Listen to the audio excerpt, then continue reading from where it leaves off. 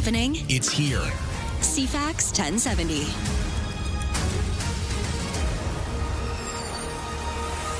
Hey, good morning. It's 6 o'clock on Thursday, June 12th. We're looking at another sunny day, highs of 24 degrees. A little cooler by the water. We'll get you a full forecast in just a moment. It's 11 right now, though, as we get up into the Thursday. And here's Lisa Best with the 6 o'clock news. Unexpected water woes in downtown Victoria. An internal water leak on the third floor of that former YMCA building on Broughton Street at Quadra has thrown a monkey wrench into the City of Victoria's swimming pool plans. The building ended up sustaining significant damage on all floors. Director of Parks and Rec, Derek Newman, says they're looking at the impacts the flooding might have on the facility that was to sub for the Crystal Pool. The city is currently undertaking plans and designs to do some renovations to the facility that would allow us to transition our recreation services over there while we're constructing the new pool. Unfortunately, this incident is a bit of a setback for us, and we need to understand the implications of this water damage and what remediation might look like before we can understand whether there's any impacts to those plans. Derek says immediate focus for them is on safety-related issues. The debate over the proposed garden on the top of the Johnson Street Parkade has taken an interesting twist. The Victoria Firefighters Association says the city recently rejected their parking proposal idea because dedicated firefighter parking was deemed an unreasonable use of public assets. The city says operational requirements continue to be met through the provision of adequate parking available at all fire station locations, and that no city staff in the downtown core are provided free parking. The union has engaged the grievance process, which the city says is the appropriate avenue to address the matter. So more to come in this department. We'll hear from the fire crew coming up at 6:20. Up Island, RCMP making breakthrough in the case involving damage to the Port Alberni Pacific Railroad. A 1930 vintage rail car spotted on fire Tuesday, virtually torched. The witness on scene spotted 3 suspects running from the scene. Video caught the suspects climbing into the rail car before the fire started and climbing out moments later when the smoke and flames were visible. That rail car has been lost. RCMP locating and arresting 3 suspects, all teens. The same rail car was vandalized just the previous week. Up in Nanaimo still, RCMP asking for tips from the theft of a shotgun from a parked vehicle. Earlier this month, the incident occurred sometime after midnight Saturday, June 6. Police say someone smashed the rear passenger window of a pickup truck parked in the 100 block of Cameron Road near Maritime Museum. They stole a Mossberg 500 Mossy Oak 12-gauge pump action shotgun and also a blanket and a bank card. CCTV imagery show the male suspect walking up to the vehicle around 3 that morning. He's described as white, wearing black clothing and white runners. Not much to go on, but if you know anything, contact Nanaimo RCMP's non-emergency line. Gun control advocacy groups in Canada urging the Prime Minister to implement a long-awaited protection measure within federal firearms legislation.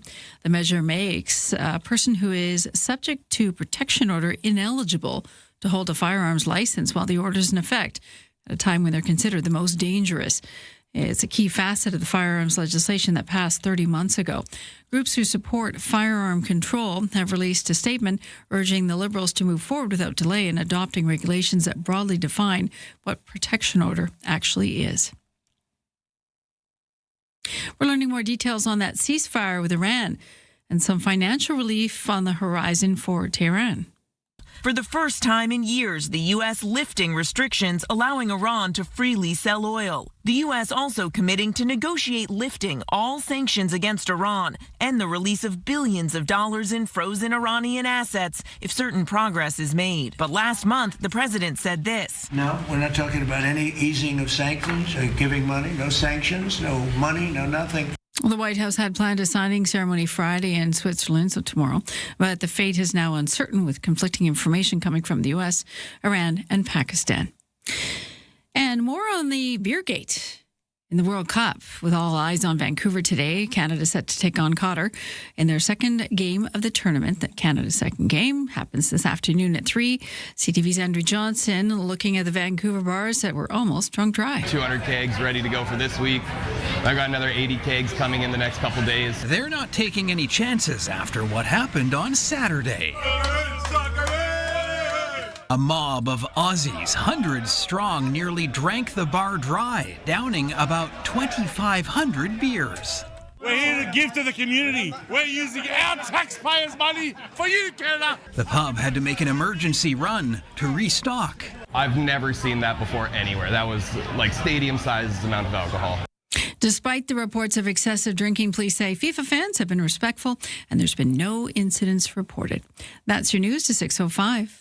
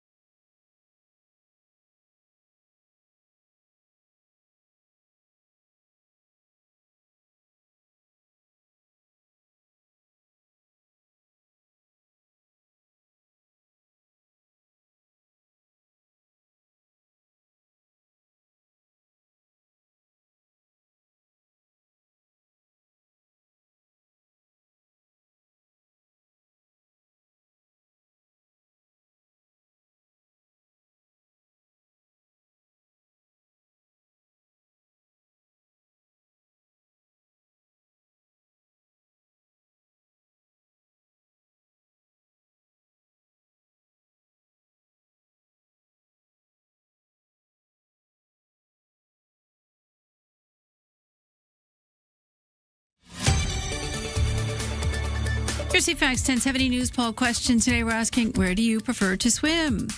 25% say an indoor pool works for them, 29% like a lake, 5% the ocean, and 40% apparently don't take a dip. They don't go swimming. You can vote at CFAX1070.com or the iHeartRadio app. I'm Lisa Best, your news time, 6:07. As long as it's warm, that's my Right? thing. I know. I'm such a baby when it gets to getting into cold water. And people say, just jump right in. I'm like, I No. can't do that. That's too much of a commitment. No, I need to, gotta like, dip everything. Yeah, you got to individually. slowly walk in. Make the pain last. until you're fine up into the knees. That's fine. That's no the problem. kneecaps are bad. But then you get, as soon as the bathing suit starts getting wet, that's where it starts to get. And the belly? You got to stand there. Yeah, you got On to the stand there. belly's cold. You got to stand there for at least 5 minutes, just sort of thinking about Freezing. it. What are my life choices up to this point? And then my kid comes and pushes me from behind, and then that's how I get dear. into the water. That's why you raise children. Yeah. So they can just do that for you, Dad. Happy Father's Day. What were you talking about? It's the weather. Let's go do that real quick. It's Is it sunny. swimming weather? It is actually. Okay. It's a high of 24 today. There's a Humidex back though. Remember Love the it. Humidex from last Very weekend? sexy, yeah. So it's going to feel just ever so slightly warmer. A Humidex at 25, so it's not excessive, but a little bit of humidity coming back into our weather, which will be with us tomorrow as well. So it's a couple of days of that in the forecast, and we'll give you the details in just a moment. Right now it's 11 degrees. We're going over to the CFAX 1070 Sports. Of course, this is a big day in the World Cup because Canada is playing again. So let's kick it over to the World Cup report. This is your TSN Radio FIFA World Cup 2026 update. I'm John Rodenberg. Canada hits the pitch today for its second game at the World Cup, and superstar Alphonso Davies will be available to come off the bench after missing Canada's opening match against Bosnia. He'll be available tomorrow, and we'll see how the match goes and then make a decision on how we would choose to use him. That's Canadian coach Jesse Marsh. Canada and Qatar both sitting on 1 point as they meet at 6 p.m. Eastern from Vancouver Stadium. The other two teams in Group B, Bosnia and Switzerland, will meet at 3 Eastern in Los Angeles. Yesterday, England got its World Cup off to a smashing start as Harry Kane scored twice in a 4-2 win over Croatia. Game 2 in rainy Toronto Stadium saw Ghana score in stoppage time to defeat Panama 1-0. Favored Portugal was held to a 1-1 draw by Congo, and Colombia defeated Uzbekistan 3-1. You can watch the FIFA World Cup matches on TSN, CTV, Crave, and streaming at tsn.ca. Listen on the TSN Radio Network with all games streaming on the iHeartRadio app. And I've got to tell you, the game's on CFAX. We are going to be broadcasting a radio broadcast of the FIFA World Cup Canada matchup today, starting just before 3 o'clock, but the kickoff around 3. So if you got to have it on the radio, maybe you're driving around somewhere and you can't be in front of the TV, well, we've got you covered on the radio today. I'm so excited for this. Real quick, I want to tell you about some local sports because the Victoria Harbour Cats and the Redmond Dudes faced off again last night, and Redmond managed to come out victorious this time, a 9-5 win for Redmond after Victoria took the opening game. Third game of the series is this morning. It's a school spirit game. So it's starting at 11:05. And Toronto Blue Jays sent, I should say, will send right-hander Trey Savage to the mound today against the Boston Red Sox. Toronto seeking a 3-game sweep in Boston before heading to Chicago for a 3-game set against the Cubs. And Kyle Bradish struck out a career-high 12 while pitching 1-run ball into the 8th inning as the Baltimore Orioles beat the Seattle Mariners 5-3. That's your sports to 6:10.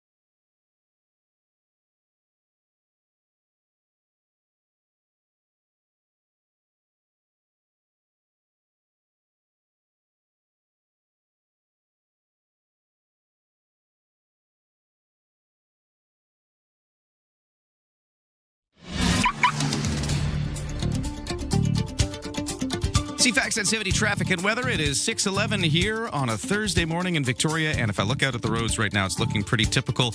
No crashes or accidents. If you see otherwise, do text me at 71010. As far as I know, the Bay Street Bridge is still closed for their overnight closure, which is scheduled to come to an end at 7 this morning, and then traffic will flow in both directions again. Although yesterday they closed early, so if you happen to go by, and if the Bay Street Bridge happens to be flowing again, do let me know at 71010. But at least for the schedule, it's supposed to be closed right now. For BC Ferries, no sailing wait. 7 o'clock sailing is your next vessel from Swartz Bay to Tsawwassen, and there's lots of room left. Now over to the weather forecast, where it is sunny with a high of 24 today. Cooler by the water with a little bit of ocean breeze coming off the Juan de Fuca Strait, but a humidex is entering the forecast. That means we got a bit of humidity, a bit of mugginess back into our weather. It's not excessive. It's a humidex of 25, so with our high temperature 24, it'll feel like 25, so about 1 degree warmer if you're in that humidity and kind of away from that moderating ocean breeze. It's the exact same thing tomorrow. And then Saturday cools off a little bit, sunny with a high of 20. Sunday, sunny with a high of 24, but staying sunny and warm right through.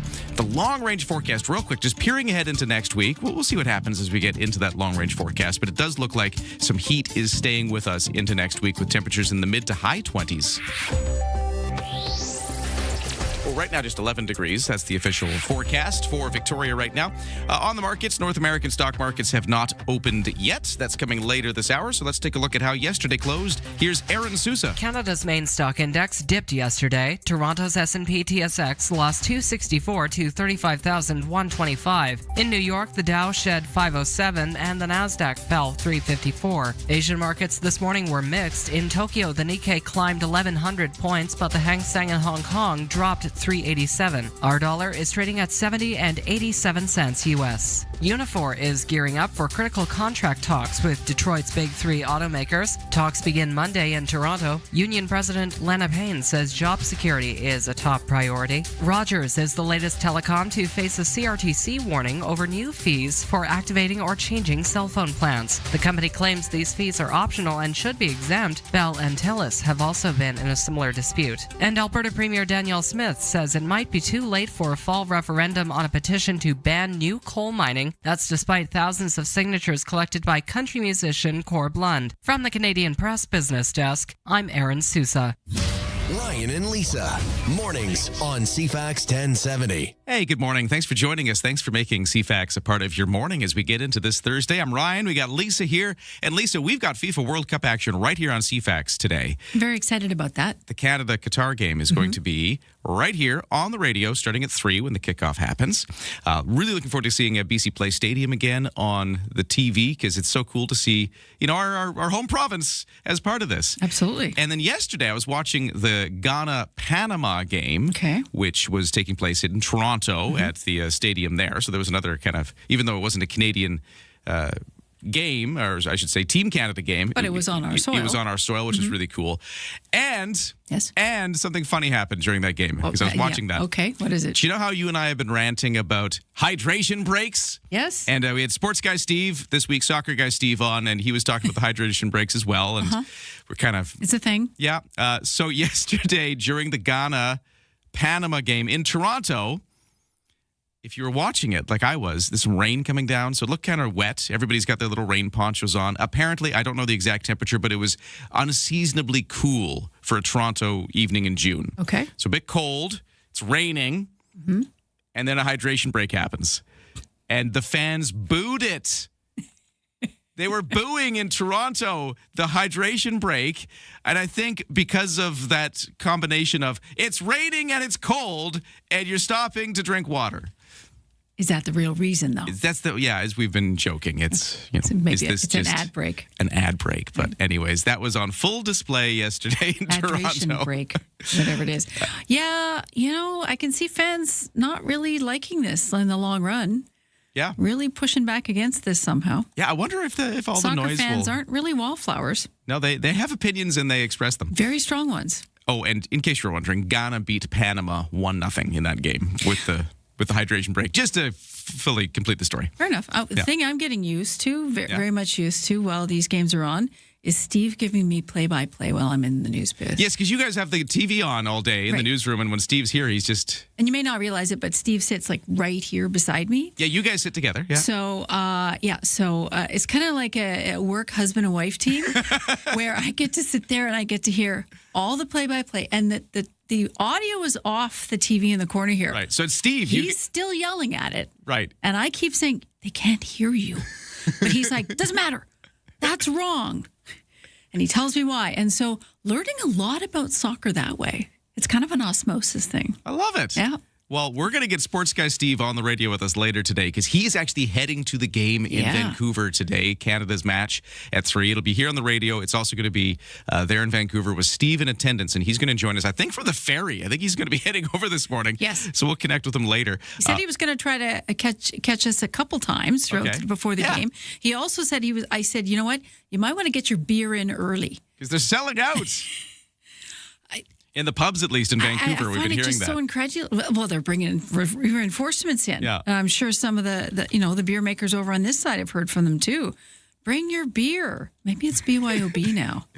I have to check that. Yeah. Wear red and BYOB. I love these stories, and it's not just because we talked yesterday about Vancouver. Yeah. These pubs reporting like the Australians showed up on Saturday, and all of a sudden they ran out of booze. But all of these North American cities are getting all of these Europeans or they ran out of Australians. Boston Lager. All of these North American cities are not used to the level of European and Australian drinking. The imbibing. Which is a great story. Spirits are high. Yes, in a lot of ways. In a lot of ways.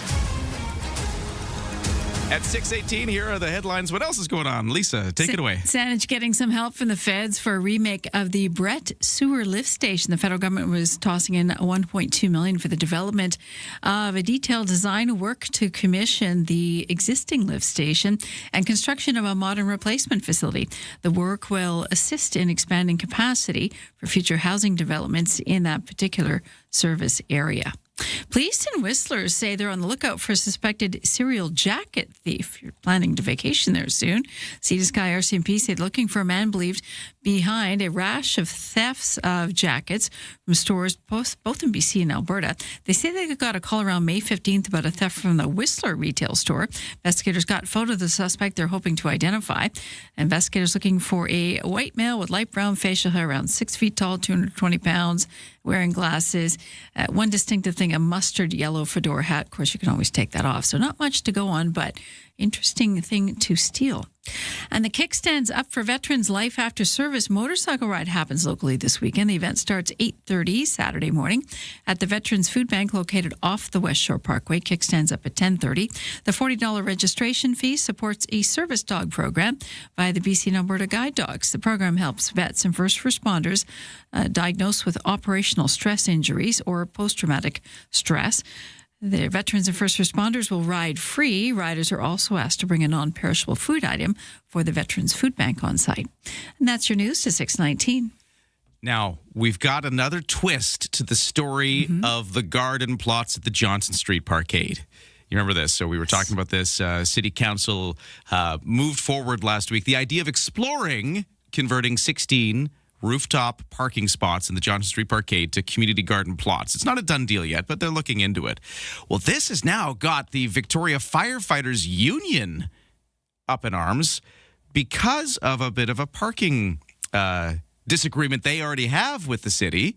Right. And I think this is fascinating. We're going to tell more about the story and why has it got the firefighters upset, this garden plot thing. We're going to tell you more in just a moment after traffic and weather.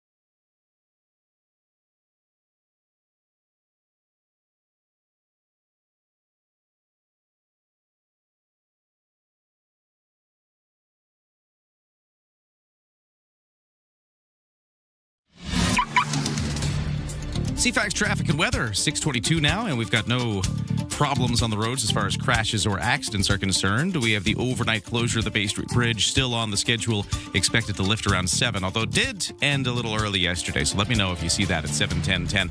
For the weather forecast today, looking at a sunny day, highs of 24, a little bit of humidity, maybe feeling about 1 degree warmer than what the temperature gauge will tell you, with a bit of mugginess in the air, high humidex of 25, but then cooler by the water because it's a bit breezy by the Wandafuga Strait, so, you know, usual Victoria thing.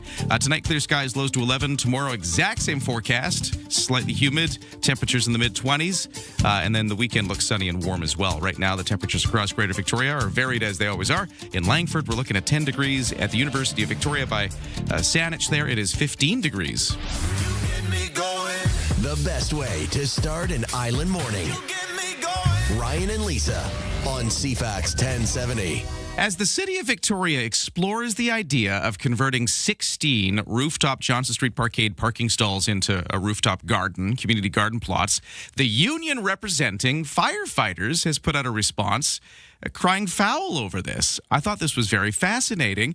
When we spoke to Josh Montgomery, who's a firefighter who represents the union, he spoke to Josh and Jade yesterday, which in this particular case was Josh and Morgana, as Morgana filled in. Yeah, I know parking is a hot button topic, and that's why we haven't brought it up to this point. But I think that my members, in seeing in the news that there was enough parking available that we can convert it to another use, but not enough parking available for first responders in the city of Victoria, just felt disrespected and a little bit dismissed.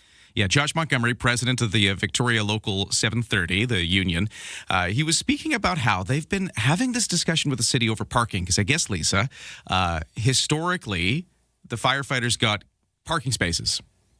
Yes. So you come to work, you got a parking space. Okay, that's a nice perk to have, and you're a first responder, and somehow it's covered. Somebody pays for it, but still, it's a nice perk. Yeah, but over the last little while, I guess that's being phased out. There's not as much parking, and they don't have the free just parking spaces they were given, and the city was telling them there's not enough available to give you, I guess, in these discussions.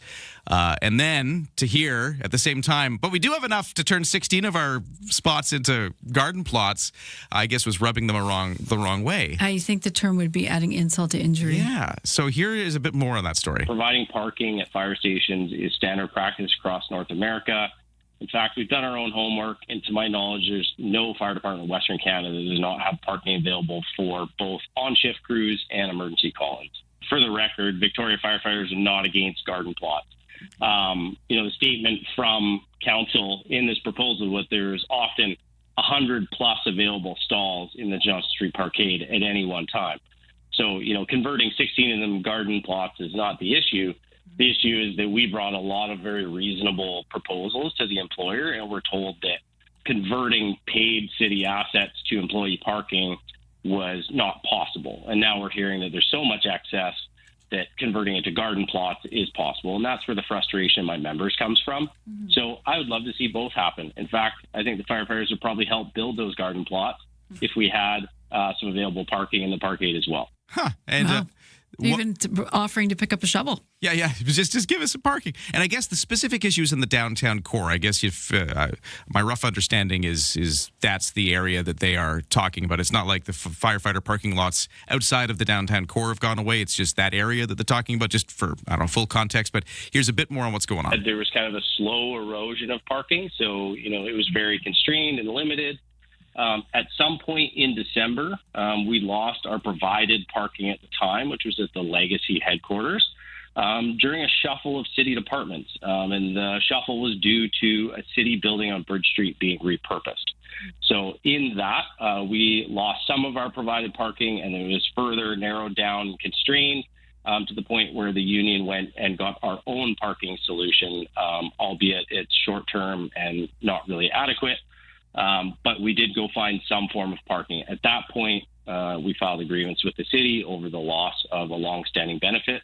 That's interesting there, because, some people might be wondering, you know what, I don't get a free parking space. I got to go pay for my own parking space if I work downtown or have to go downtown. Right. Why are the firefighters complaining about this? But I guess if you had this long-standing benefit, if free parking was just part of your gig, and then that's taken away. And unilaterally. And now you've got this. There was no agreement for you to take it away, was it? Yeah, it's not worked out in the contract. And it was grandfathered in up until this point. Yeah. So I could see why they would have this grievance. Like, hey, we used to have this paid, this benefit. Now it's costing me more money. It actually is reducing my earning power because I have to pay for parking where I didn't used to. I get putting dirt on top of the problem. And now, but yeah, and again, it's and then you've got enough spots to build garden plots. So I can see why. Luxurious. Yeah, it's like if we have a wealth of parking spots, let's put garden plots up. But most people will immediately gripe, and sometimes rightfully so, especially in some spots, that we have a dearth of parking because bike lanes or building construction, whatever the reason, depending on the spot, we don't have as much. And many people cite that's the reason why they don't go downtown, is they just can't seem to find parking. So when we have first responders saying, okay, we get it. And then we hear about the garden and they hear about the garden. I do think insult to injury on this because of the agreement that they did have. And maybe it wasn't handled so well. Texters at 71010 weighing in. This texter says, the city is wrong on the parkade. Firefighters put their lives on the line every day and they should have parking. City needs to do better on development and ensuring there's enough green space. And then this texter says maybe Victoria Council should give up their free parking. I wonder what the status of that is. I for some reason thought that there was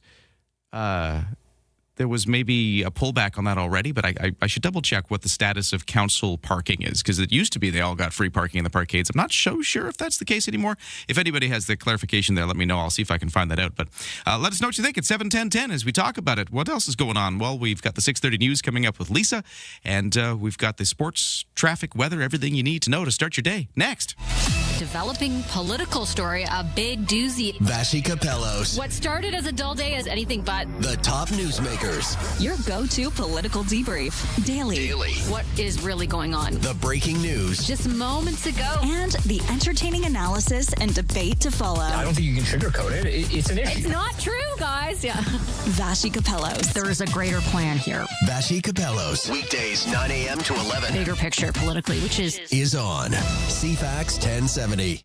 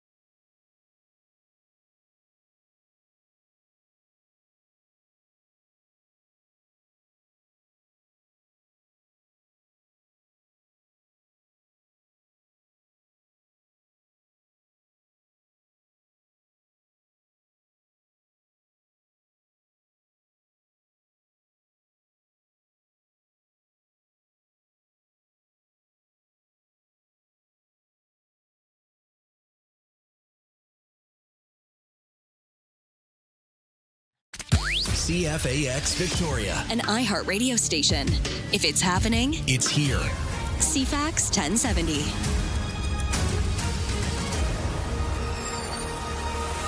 .31 on Thursday, June 18th. We've got a little bit of heat coming at us with an 11-degree temperature right now, but a high of 24 for today and a little humidity coming back into the forecast. A full story on the weather is coming up, but first the news. And we say good morning to Lisa Best. Good morning. Most experts doubt the U.S. would suddenly leave the CUSMA trade agreement, despite the American president's comments yesterday suggesting otherwise. U.S. President Donald Trump told reporters at the G7 summit in France he would rather not have the Canada-U.S.-Mexico agreement in place. But I may sign it, right? But we do better as a country if we don't have an agreement. So are you thinking of... Yeah, I'm thinking about maybe we won't be able to make a deal. He also said he views it as, quote, possibly expiring immediately. Johns Hopkins University's Christopher Sands says CUSMA's July 1st date is a milestone, not a deadline. Renew CUSMA for 16 more years, withdraw entirely, or do neither. Because of how integrated many North American industries are, most experts doubt that the U.S. would be quick to exit the trade pact. Jason White, The Canadian Press. Mark Carney, that is, and Donald Trump opened up on some of their wide-ranging quick side chats at the G7 in France as the summit ended yesterday. CTV's Michael Couture says the Chinese electric vehicle story got explained. And he likes the structure, actually. We had a follow-up conversation about it as well. I don't know that I said I like it. Would I rather see a cap than no cap? Yeah, I would. Carney says the two leaders had several conversations, but none of them included the CUSMA renewal. I would rather not have defense contract group hosted by Germany and the UK. This is a very important moment for that particular war. But to make no doubt about it, Canada remains unwavering with respect to its commitment to Ukraine. A women's advocacy organization, several other groups that support gun control, are now urging the Prime Minister to fully implement a key facet of firearm legislation that passed 30 months ago. The measure would make a person who is subject to a protection order ineligible to hold a firearms license while the order is in effect. A protection order is often issued in intimate partner violence cases. The provision is intended to quickly remove firearms from the hands of abusers at the time when they are often the most dangerous. The government says the term protection order has to be defined in regulation, also noting that record-keeping and reporting requirements must be brought into force to fully implement the changes. Naira Ahmed, The Canadian Press. More on that parliamentary committee recommending against letting people with a mental illness access medical assistance in dying. Many of the witnesses who testified at hearings earlier this year urged the committee to permanently exclude those with psychiatric conditions. Saanich and Gulf Islands MP Elizabeth May says she's studying the recommendations but thinks more needs to be addressed. We can't make it easier to choose medical assistance in dying than continuing to live with the quality of life supports that every Canadian is entitled to expect.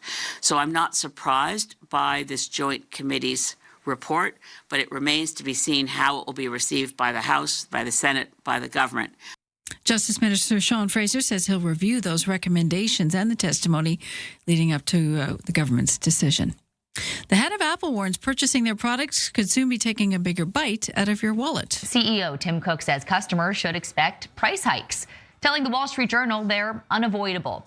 Cook did not say when the increases will take place or on which products they'll affect, but he did tell the Journal the upcoming price hikes are being caused by an ongoing shortage of memory and storage chips. And with the World Cup play underway, of course, Qatar and Canada at 3 o'clock in Vancouver. Ticket scams aren't the only thing fans have to worry about. ABC's Jim Ryan says counterfeit swag is also a growing concern. In the run-up to the FIFA Championship, Customs and Border Protection agents say they seized $6 million in fake jerseys, toys, soccer balls, sunglasses, and a host of other products labeled as official FIFA gear. That's only at the Port of Houston. CBP says the counterfeits came from the same country as most of the genuine items, China.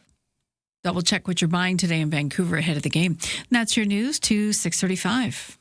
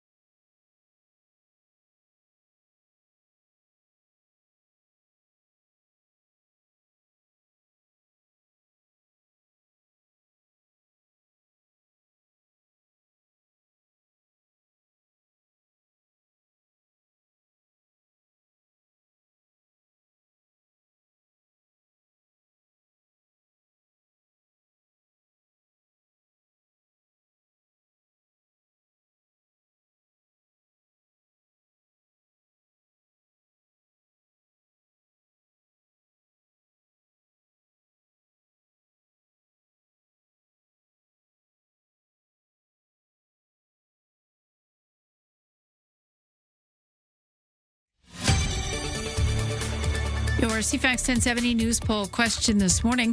We're asking you about swimming and where do you like to swim? Indoor pool got 22% of the vote. Lakes got 29%. 6% like the ocean. And 43% say they do not go swimming. You can vote at CFAX1070.com. Also the iHeartRadio app. I'm Lisa Best, your news time, 6:37. We're talking Johnson Street Parkade parking. We're talking about the garden plot idea for the top floor, and we're talking about how the Victoria Firefighters Union is upset because they've got their own little parking tiff with the city, which is kind of being inflamed by these garden plots, at least the idea of them on the Johnson Street Parkade. I see what you did there. I see. Yeah, did you like that? Yeah, that was slick. Well, we've got lots of people inflaming the issue with lots of with the fire on it with firefighters. You see what I did there? Yeah. Anyways, we don't have to unpack it any further. It was okay. Good. It was we're solid. done. Okay. Anyways, lots of people weighing in at 7-10-10, and we'll get your opinions in just a few moments as we talk about it. That's coming up next, right after this. Let's talk CFAX 1070 Sports. Yes, Team Canada is in action today from BC Place Stadium here in Vancouver. The Canadian men's soccer team captain Alphonso Davies cleared to play in today's World Cup match against Qatar.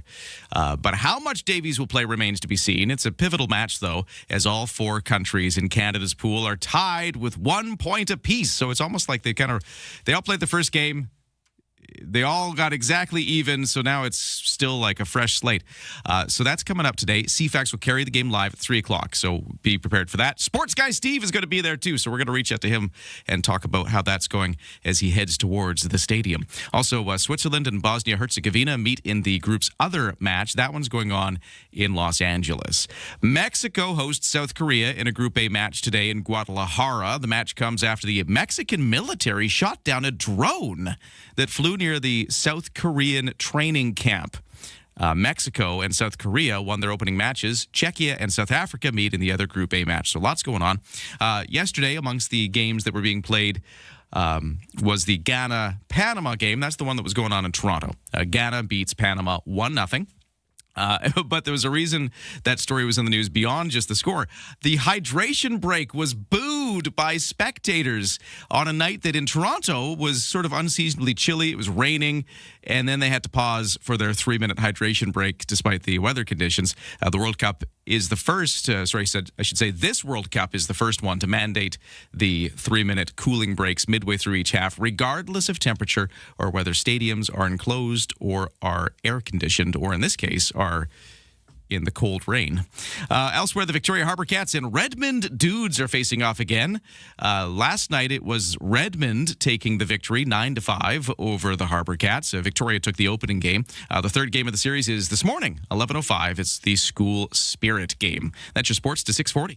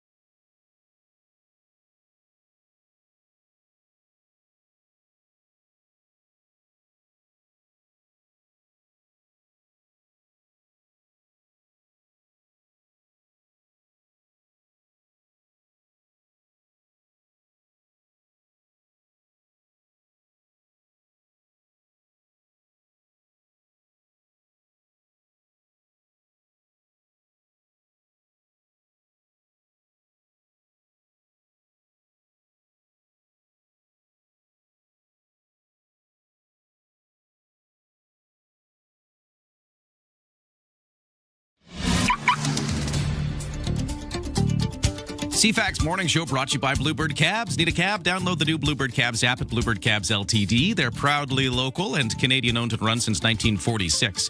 What's happening on the roads? Well, it's fairly smooth sailing out there right now. No crashes, accidents, or real volume delays that have built up as of yet. For the Bay Street Bridge, as far as I know, it's still closed up until 7 o'clock this morning. If you see otherwise, do let me know at 7:10:10. But the Bay Street Bridge, full closure overnight. Continued last night. It's going to continue again tonight starting at 7 p.m. But during the day, open in both directions. No sailing waits at BC Ferries. And for the weather forecast today, sunny and warm, highs of 24. A little cooler by the Juan de Fuca Strait. Well, there'll be a bit of onshore wind blowing. It's not going to be a big windy day, just a little cooler breeze by the water. But a humidex of 25, so a bit of humidity entering the forecast again today. Clear skies tonight, lows to 11. Tomorrow's exactly the same. The temperatures are the same. The slight humidity is the same. The weekend is also looking warm and sunny with sunshine and a high of 20 for Saturday, but a high of 24 on Sunday. Right now in Victoria, the temperatures are all over the place, as they always are. If you're in Oak Bay by the water, 12 degrees. At Shawnigan Lake, it is 10 degrees. On the markets, no results as of yet as the opening bells just ring out for North American stock markets. But I can't tell you how things closed off yesterday. S&P TSX in Toronto was down at the close, 264 to 35,125. The Dow Jones in New York dropped 507 to 51,492. The Canadian dollar, it's been slipping. It's at 70.9 cents U.S. in overseas trading. So we're continuing to see a little softening there. Let's get started. Start your day informed and entertained. Ryan and Lisa, mornings on CFAX 1070. Yeah, a texter here with the traffic as well saying, reminder, Caledonia between Cook and Quadra still has that gas line installation. Please listen to the flaggers. Yeah, that's been ongoing for a while and frustrating many people. But yeah, just ongoing road work there too. Thank you for pointing it out. And thanks for joining the conversation at 7:10:10. Many people, Lisa, joining the conversation on the parking issue with the firefighters. I'd like to read some of these here. So this inflaming the issue. Love it. This texter at 7:10:10 says, good morning, Ryan and Lisa. I don't think parking for somebody who does such an essential and dangerous job, such as firefighting, should have parking considered as a perk. It should be a necessity. That's from Chris. Thank you for weighing in. This texter says, I heard that City Council can park anywhere they want for free. I think they do get a pass for the parkades. I didn't have this on authority, so I don't want to say it definitively. But my understanding is they do get some kind of pass. The city, in all of this kerfuffle with the firefighters, did specify that none of the staff get paid parking. Right. But I think council might get a pass. But I don't want to. I just don't want to cause any trouble by saying it too strongly if I'm wrong. Right. You don't want to inflame the issue further. Yeah, there you go. But still, if that is true, then the optics change again. It's like, okay, so I would hate to, I mean, I know I'm poking the bear here, but I would hate to hear a first responder say, I'm sorry, I couldn't make it to the fire because I couldn't find parking.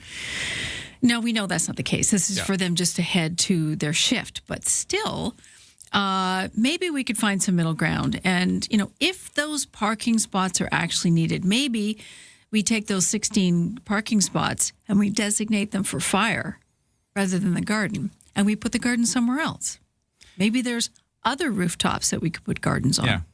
And again, I don't know if they even said, we want those spots specifically. I guess they were just told by the city in their parking negotiations. Because I guess, again, if you missed that, firefighters, the Victoria firefighters downtown in the core area used to be given parking, I think at the Road Hall, but they've been shuffled out of it now, and they don't get that anymore. It's a perk that's kind of gone. They were told there's nothing available. But then to hear that there is something available for free garden plots, I think is why they're sort of taking a bit of offense to it. This texter 71010 says, when there is parking for nurses at the hospital, then I feel sorry for firefighters who have had that benefit taken away. Mm-hmm. This texter at 71010 says, cry a river to help put out fires over free parking. Okay. Before you're going, that's a good question. Do doctors and nurses get a discount, or do they get free parking at the hospital? At the hospital? I don't know. But it if would be sort of a similar vein, right? Well, here's another text on that. And this texter says all nurses and healthcare workers have to pay for parking at the hospitals here, and there's no guarantee that there will be any spots available either. Oh, okay. All right. So maybe they don't. So. Okay. That's good. This texter here at 71010 says, how about they open up the parking lot behind the old Romeo's on Blanchard and Fisgard? It's been sitting empty for years and city-owned. That was supposed to be a park. Yeah, exactly. Make it a garden. Make that the garden. Make it a fenced-off garden. This texter says, firefighters could park at the YMCA as its slot is officially empty. Oh, you heard about the flood there, didn't you? The extended pool that we have now? Yeah, so the YMCA left its old historic downtown location on Quadra just back in March, and they moved their facilities into the Bay Center. We know that. The Y has moved. It's vacated that building because years ago that building was purchased by a developer. They plan to eventually redevelop it. But in the meantime, it's going to be used by the city as sort of like an extra pool, because when they do the Crystal Pool renovations, they were going to use that as a temporary pool. But then, this week we heard that there's been a catastrophic flood. Yes, the timing is ridiculous. When we think of where are people supposed to go now, but of all the time for it to happen is when it's really crucially needed. Yeah, texter's pointing that out there. Oh, another text here saying we have to pay for parking as nurses. So, a lot of nurses are texting here to just point out we pay for our parking. So, interesting. I don't really know who's in the right, who's in the wrong, but I do think it's just interesting that this has kind of come out of that. Well, there'll be more to come, issue. obviously. Yeah. Digging in the dirt. We'll find out more. And, City Hall obviously will have a lot to say about this, possibly even as of today. Yeah. Well, hey, it's City Council meeting day, isn't it? Yes, it is. All right. Well, hey, 6:47. What else is happening in the world? But thanks for weighing in at 71010 on that one. We'll continue the conversation shortly, but over to you in the headlines, Lisa. Thank you. Blue Rewards members can now earn points at more than 1,700 Dollarama stores across Canada when you purchase $20 or more in store. BMO's announcement on this new partnership with the budget retail giant made several references to affordability as Canadians continue to grapple with inflation. Bruce Winder, a retail analyst, says the partnership comes at a time when many Canadians are focused on stretching budgets. Many people say they are shopping dollar stores more often. You must have a linked payment card to earn Blue Rewards points on Dollarama purchases. But the partnership, a notable shift because discounter retailers have historically placed less emphasis on loyalty programs. West Kelowna Fire Chief Jason Brolin says his community now has a deep understanding of wildfires, for better or worse. Brolin says more residents in the region have been evacuated before, or at least know someone who has. He cites the devastating 2023 McDougall Creek fire, which forced the evacuation of thousands of residents. He says the recent wildfire that started Tuesday amid the hot, windy weather quickly overwhelmed the small department's ability. So they called in help from both the City of Kelowna and the BC Wildfire Service to get the flames under control. And the Malahat Legion in Mill Bay hosting an all-ages charity bingo night in support of CMS Food Bank next week. The money raised will help Southern Cowichan Valley families access food during the summer months, a crucial time. It's a lean period for the Cobble Hill, Mill Bay, and Shawnican Lake Food Banks. The last bingo night raised over $4,400. That is enough for 400 meals for our friends and neighbors in the area. Speaking of giving to charities, we're also going to hear from Christine Goodser. Hewitt Goodser, she's our executive director at CFAX 1070 Santa's Anonymous. She will be live at 7:20, about half an hour from now, to talk about our latest fundraiser called Kids Count. That's your news to 6:49. Going to turn our attention to international news for a moment and whether or not this war was worth it. We're talking about Iran and the United States conflict there. The U.S. president and Iran have apparently signed an agreement which outlines a possible path to Iran diluting its uranium stockpile, doing away with some American sanctions, and maybe ending the war, at least pausing while they sort out final details. There's been a lot said, though, over the last couple of days since this news came out about whether or not this is a win for Iran, a win for the U.S. Who comes out on top here? Was it even worth doing all of this in the first place? Somebody who always helps us sort this stuff out is Robert Springboard, Simon Fraser University professor of international studies. He's joining us next with a take. Where the noise stops and the conversation begins. Hey, it's Friday. Welcome to the Graham Richardson Show. The stories that shaped your week aren't just headlines. They are the moments we live through and the decisions that change what comes next. Let's take a closer look at that together. It's national conversations. From major policy shifts to the fun, unexpected trends and friends everyone will be talking about. It is intelligent, unpredictable, and completely Canadian. Stay informed. Stay ahead. The Graham Richardson Show. Friday morning at 9 a.m. right here on CFAX 1070.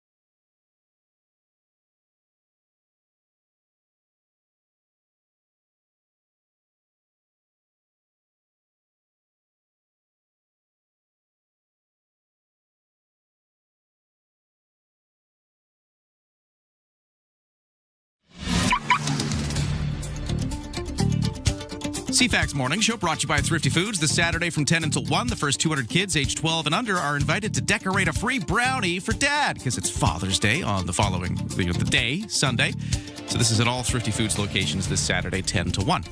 Over to the traffic and weather, as our texters are letting us know, this is just ongoing, but we do have that Caledonia between Cook and Quadra gas line installation still causing trouble. There'll be flaggers directing traffic. That's just ongoing, but it's one of the things to watch out for as we get through the day. For the weather forecast today, we are looking at a sunny day with a high of 24, but cooler by the water with the wind blowing, but feeling a little warmer inland with a humidex at 25, so a bit of humidity back into the forecast forecast for today. Right now, it's still a fairly moderate 11 degrees. It's all here. News, weather, traffic, and community events. Ryan and Lisa, mornings on CFAX 1070. A lot of people wondering, was this conflict in the Middle East, the U.S. attack on Iran, worth it in the end? Because we might be nearing the end with the U.S. and Iran signing an agreement this week, which could bring an end to hostilities. But let's look at that agreement and ask that question. Was it all worth it in the end? Robert Springborg is a Simon Fraser University adjunct professor with the School for International Studies. Love talking to him about this stuff. Robert, thanks for joining us. Not at all, Ryan. Pleased to be here. Right. Well, we got that big question hanging over this, and I've been reading think pieces all week about, did Iran really win this in the end? Is this a loss for the United States? And there's all these comparisons being made. But before we get into that, maybe could you just sketch us a quick picture of what the deal looks like so far and where it's at as of this morning? Well, it has been signed. It was signed at the Versailles Palace yesterday, so it's gone into effect. Iran has already shipped out something like 5 million barrels of oil through the strait, so they are immediately taking advantage of the cessation of the American blockade on Iranian shipments. The really key issues, the nuclear one and the ultimate future of the Strait of Hormuz, those two cans were kicked down the road. And the real point was the reversion to the old American strategy that every American president has followed since Reagan, which was to offer lots of carrots to Iran in the hopes that they'd sort of come in from the cold. They become a state rather than a revolutionary movement, which is how Henry Kissinger phrased it. And every time it failed. And so we're doubling down on a failed strategy when it seemed that Trump was sort of going to really apply the stick and finally force the Iranians to come to terms with the choice between state and revolutionary movement. In the end, he decided not to do that. So the Iranians have come out of it stronger than they went into it. Now, there are two kind of stated goals. I mean, when this war started, it was a bit confusing as to what the U.S. was actually trying to achieve. But some of the stated goals we heard along the way were regime change and preventing Iran from reaching a nuclear weapon. Well, we did not really see a regime change. We saw the death of the Ayatollah, but another one has taken his place, and it's the same regime for all intents and purposes. And we're not necessarily seeing an end to the uranium enrichment, or at least, that's part of the deal. But like you said, it's been kicked down the road. So did any of those goals get achieved here? No, not really. And the regime is dug in yet harder. And more than that, the agreement already to suspend some of the sanctions on Iran to allow cash to flow in, and a promise of a $300 billion sweetener fund, presumably to come from the very Arab states that Iran attacked, all suggest that the peoples of Iran may receive some benefits from the regime, but that will entrench it.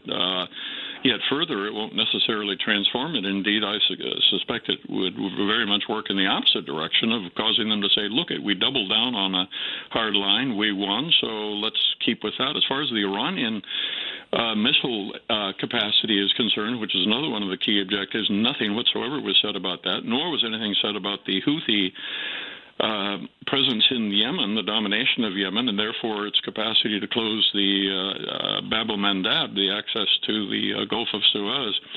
So the really hard issues have been kicked down the road without any real clear indication of how and if they're going to be resolved. And in the meantime, all these sweeteners have been offered. So it's a rather bizarre deal, given the fact that on the 28th of February, Trump listed all these objectives you mentioned, and then backed them up with attacks on Iran. So it's a rather perplexing situation. Yeah, it does seem like, it's good that hostilities have ceased. Oil prices globally are coming down. Like you mentioned already this morning, that's good to hear that the Strait of Hormuz is seeing ships already moving. So, that's all positive, I guess. But you start to scratch your head and go, what was it all for? And a lot of people are characterizing this even as a bit of a loss for the United States, a loss of face, if nothing else. And maybe we'll leave it there. How does the U.S. emerge from this? Much much weakened, I think. It provides an opportunity for the Chinese to play now mediating roles in the region because, of course, the Arab states have paid huge penalties, or the Arab states of the Gulf paid huge penalties.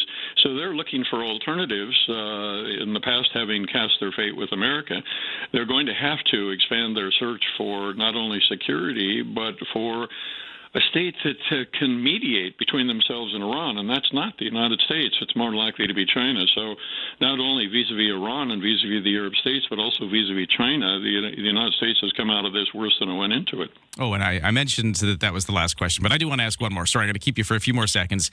Canada. Now, in the end of all of this, how do we emerge from this? Not that we were involved in the war, but I mean the global oil prices and Canada's position as an alternative supplier of energy to the world has certainly kind of come out of this. How do we play this? Well, we come out of it rather better because it's clear that the Arab states are going to remain apprehensive about their access in and out of the Strait of Hormuz, and so they're going to do everything they can to diversify their access into the Gulf of Suez and out through the Suez Canal. But there are real limits on that because most of their oil goes to Asia. So the benefit to Canada is that we are an alternative supplier, and all alternative suppliers are going to be looked at much more carefully now by the global oil majors and indeed even some of the producers in the Gulf itself to see if they cannot then, in the case of Canada, develop export capacities directed towards Asia. So I think British Columbia in particular will do rather well out of this, paradoxically. Well, thanks for sneaking that in. Much appreciated. But we're out of time. Robert Springborg, Simon Fraser University adjunct professor in the School of International Studies. Great to get a take on this big international story, which has been playing out this week. We'll talk again soon, I'm sure. Thank you, Ryan. Nice to talk to you. All right. Well, we'll take a break. We got the 7 o'clock news next.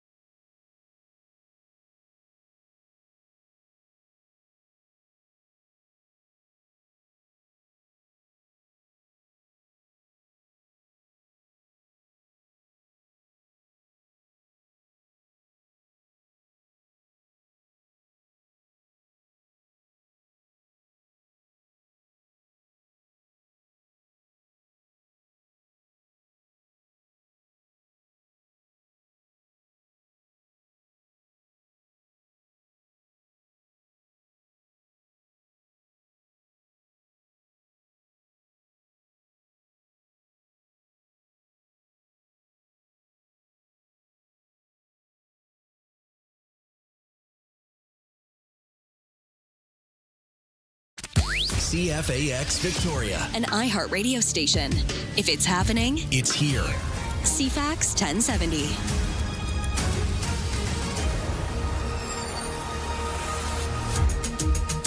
It's 7:02 on Thursday, June 18th. A warm day, a little humidity coming at us as well. We've got a temperature of 11 degrees right now. Full forecast to come right now. The news begins, and here is Lisa Best. We got water woes in the city of Victoria confirming that the former YMCA building on Broughton and Quadra sustaining significant damage associated with an internal water leak.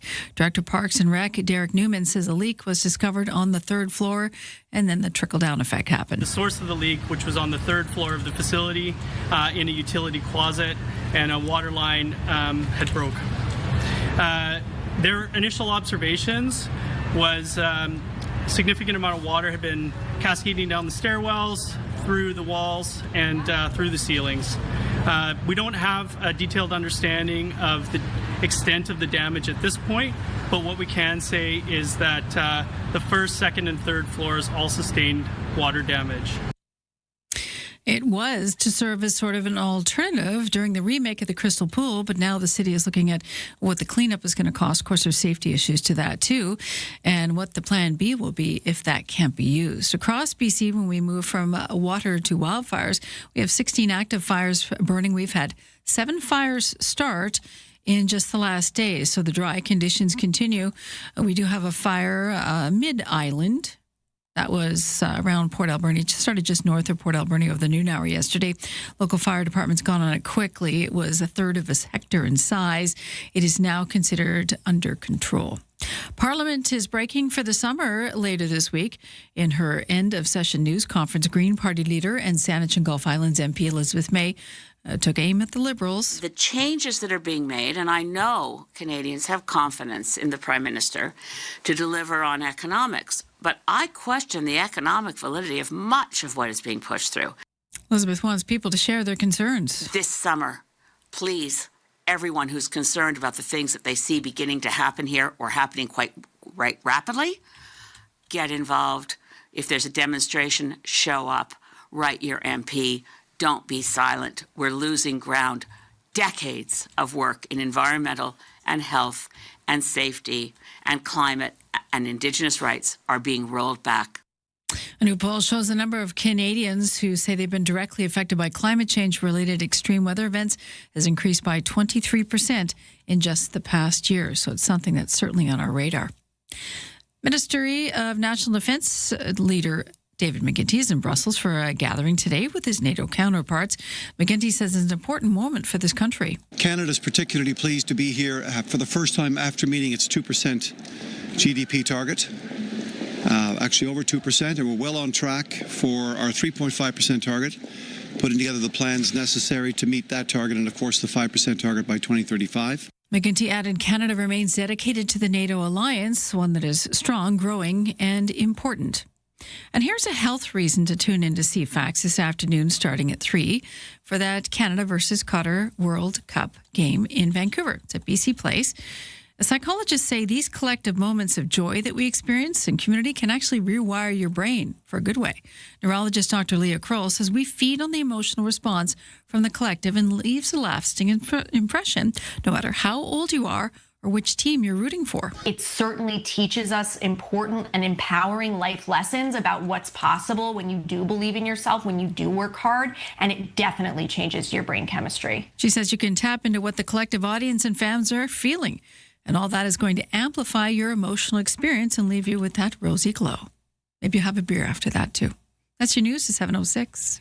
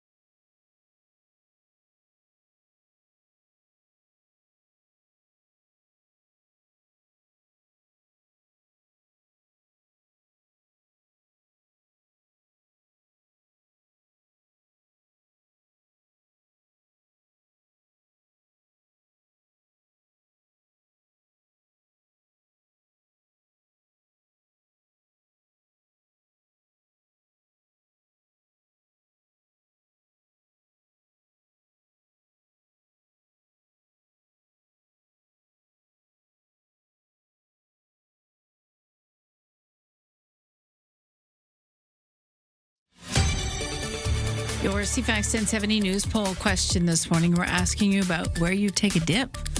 Where do you prefer to swim? 29% say a lake, 22% say indoor pool, 6% say the ocean, and 43% say they don't go swimming. You can vote at CFAX1070.com, also the iHeartRadio app. Elise Sebastian, news time is 7:07. I'll say it again. Whichever one of those bodies of water is the warmest is where you'll find me, just as long as it's not cold. What if it's it's super, super hot at the beach, say you're down on Dallas or something, or over at Willows, and it's so hot out, like it was last weekend.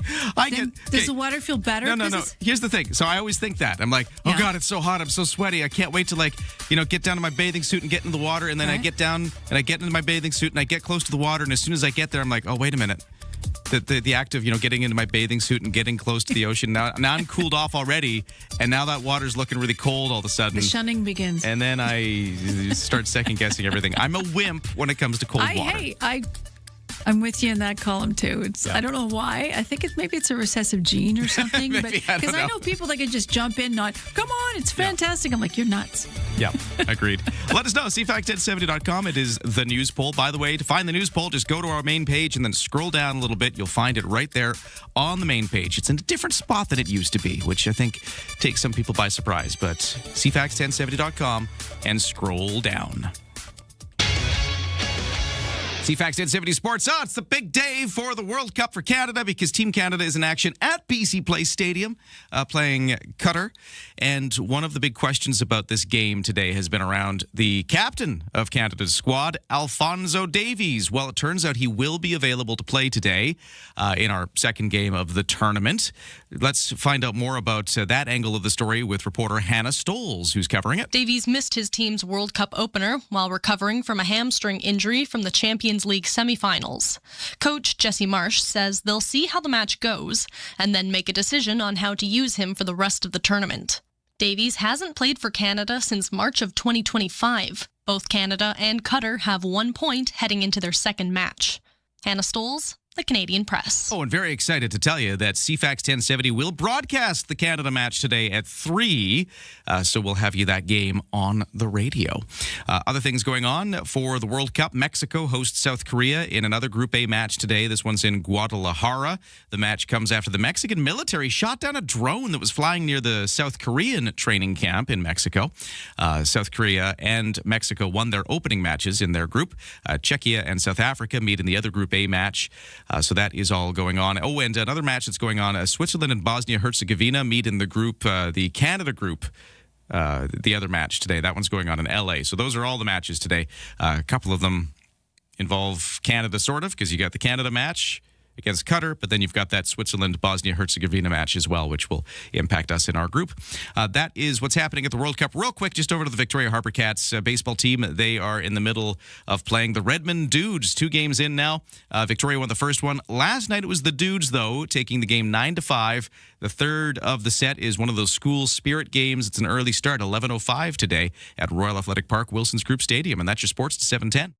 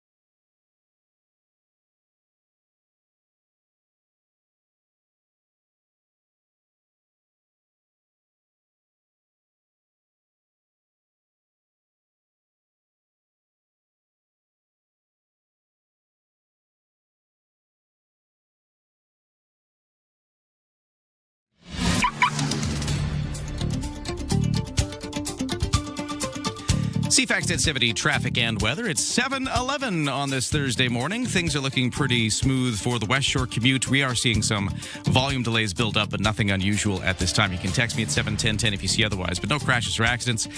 We do have the road work that's been plaguing downtown Victoria, or I guess just north of downtown for the last little while. We've got the ongoing gas line stuff at Caledonia between Quadra and Cook there. We've got the full closure of Cook Street at Pandora. We've got the southbound closure of Cook Street from Hillside to Bay. So those things are all still going this week. And for the weather forecast today, let's look at that. Sunshine, highs at 24, a bit cooler by the water, but feeling a little warmer with some humidity re-entering the forecast. The winds all blew that away over the last few days, but now it's coming back. A humidex of 25 today, so it's not too severe, but it's still feeling a little muggy. Tonight, clear skies, lows to 11. Tomorrow, it's the exact same forecast again as today. Sunshine, highs of 24, slightly humid. Saturday, sunshine, highs of 20. Sunday, sunshine, highs of 24. Right now in Victoria, we're starting to see the temperatures creep up in some places, like the Colwood waterfront, where it is 15 degrees right now. In Oak Bay by the water, it is 14 degrees. On the markets, getting that first look at the results on the day. S&P TSX in Toronto so far down 13 points to 35,111. The Dow in New York is up 283 to 51,775. Canadian dollar at 70.8 cents US, which is down a little bit from yesterday's closes. The dollar continues to see a little bit of a slide. Don't attempt your morning commute without us. Ryan and Lisa, mornings on CFAX 1070. Well, one of the things in the news this week is all about points. The points you receive as kind of loyalty programs or incentives from various retail outlets or stores or all these things. You had an interesting one in the news this week about was it the dollar store? No, the Dollarama? Yeah, well, a discount store. You wouldn't think a discount store is going to offer you points, but I think BMO sees a really good partnership here. And so BMO has partnered with the $1,700 Dollarama stores across Canada. If you make a purchase of $20 or more, you can collect those Blue Reward points.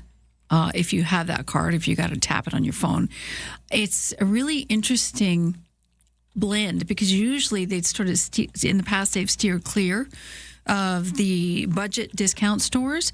Now they're coupling with them based on the fact that Canadians just are looking for a great deal to make purchases. And we know that Dollarama is a popular choice now. People go there to get a lot of their products because it can be cheaper for people. I don't know.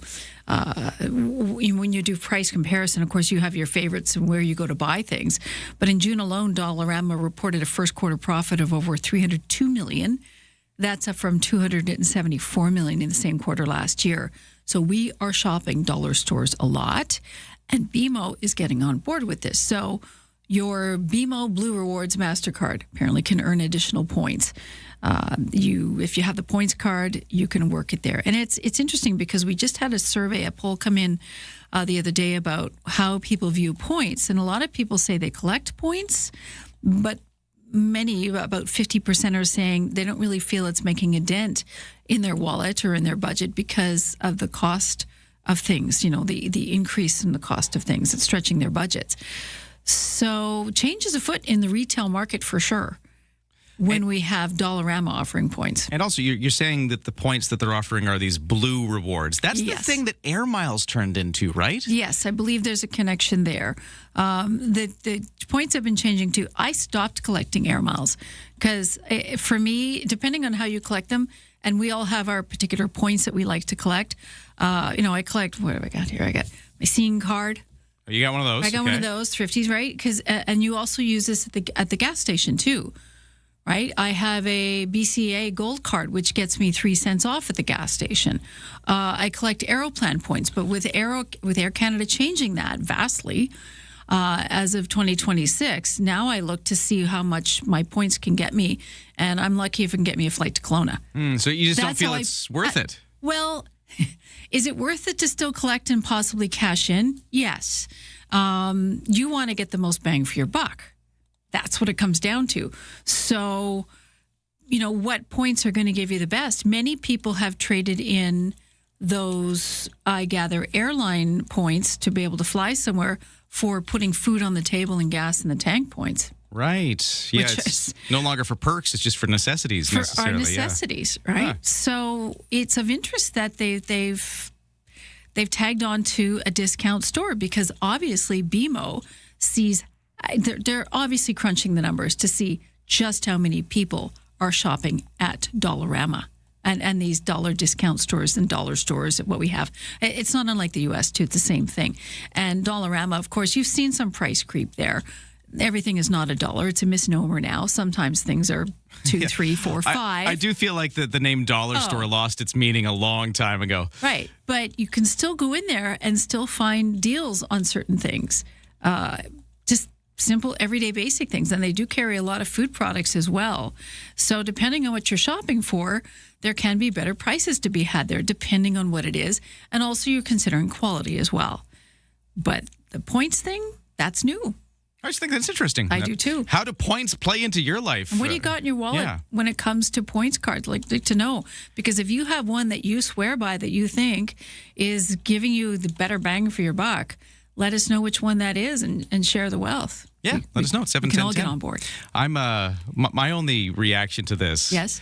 Is I kind of hit a little bit of a wall at some point where I just decided I just want to go to the grocery store and buy things. I don't want to have a membership card for every single store I go into. And then I got 18 cards that I got to carry around because if I go to the store and I want to get the sale price, I've got to have I got to have a card or I've got a membership or what do you mean? I think we've all gone through that mentally, that fatigue, that bargain, the discount, the coupon clipping is basically what it is. And I'm like, you know what? I'm just that's fine. Coupons are fine, but having to have a membership card and give a bunch of information over it's like having an app for everything. Whereas I don't want to download another app for a thing, and no more apps. I don't want another membership card to whatever. I'm at that stage. That's where I'm at. So what do you have then? On that note, what do I have? I mean, I think I have a 20-year-old Air Miles card that I can't use anymore, which I probably should get rid of. So I did have that. Do you have like a Shoppers Point card? Nope. Okay. Nope.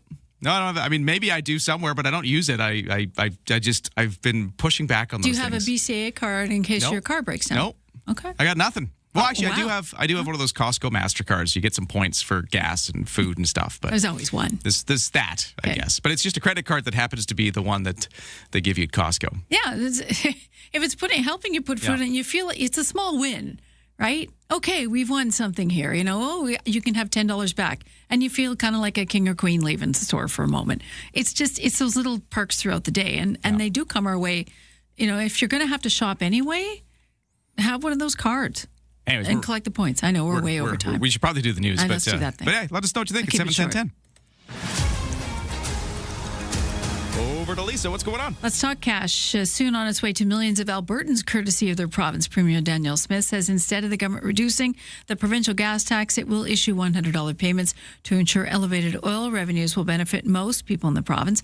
She says nearly 3.4 million adults will be eligible for the money and can start applying online for the payments starting July 1st. The U.S. president signing a deal with Iran that calls for Tehran to dilute its stockpile of highly enriched uranium and waives U.S. banks' sanctions on the country, allowing Iran to sell its oil freely. In a major concession from Washington, according to details released by both countries, the White House had planned a signing tomorrow in Switzerland, but now the fate is uncertain with conflicting information from both the U.S., Iran, and Pakistan. Meanwhile, U.S. Defense Secretary Pete Hegseth lashing out at NATO allies today, announcing a 6-month Pentagon review of U.S. forces in Europe, whose outcome will depend on how fast the Europeans take responsibility for their own security. So more to come on that, as well as Kuzma. That is your headline news to 7:20. Thank you, Lisa. Lots of people weighing in on the points question, so we'll get to that at 7:10:10 coming up in a little bit. So stand by. We'll get to your comments, but we should take a quick break here, get our traffic and weather, and then a cool announcement from CFAX, Santa's Anonymous, and the Kids Count program, which is our way of helping out around the community beyond Christmas. That's Kids Count. What's the latest news? Christine Goodsir, Executive Director, joining us in a moment.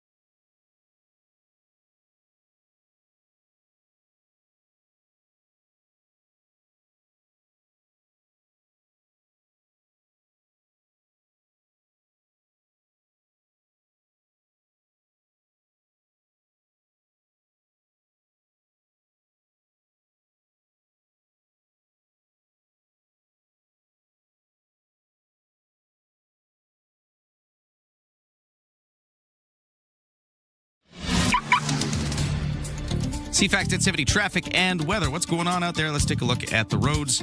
I've got a text here at 71010 who points out there are roadworks going into Victoria, Government Street, Broad, Blanchard, Quadra, Cook. Delays all over the place. It's torture. Yeah, it's sort of hard because I've been trying to give out as many of these construction delays going in and out of the city as I can, but there's so many to keep up with. I think I like this text. Just there's you got Government, you got Blanchard, you got Quadra, you got Cook, you got it all over the place. So just watch out for delays, I guess, is the short story of construction this summer months. Sunshine and a high of 24 today is the forecast. A little cooler by the water, but feeling a little humid. We got some humidity back into the day, a humidex of 25. That means it's a 24-degree high temperature, but feeling like 25 in the humidity. That's how you read that. Clear skies tonight, lows to 11, and then the exact same daytime forecast for tomorrow as today. It's just going to be pretty stable for the next few days here. Thanks for starting your day with us.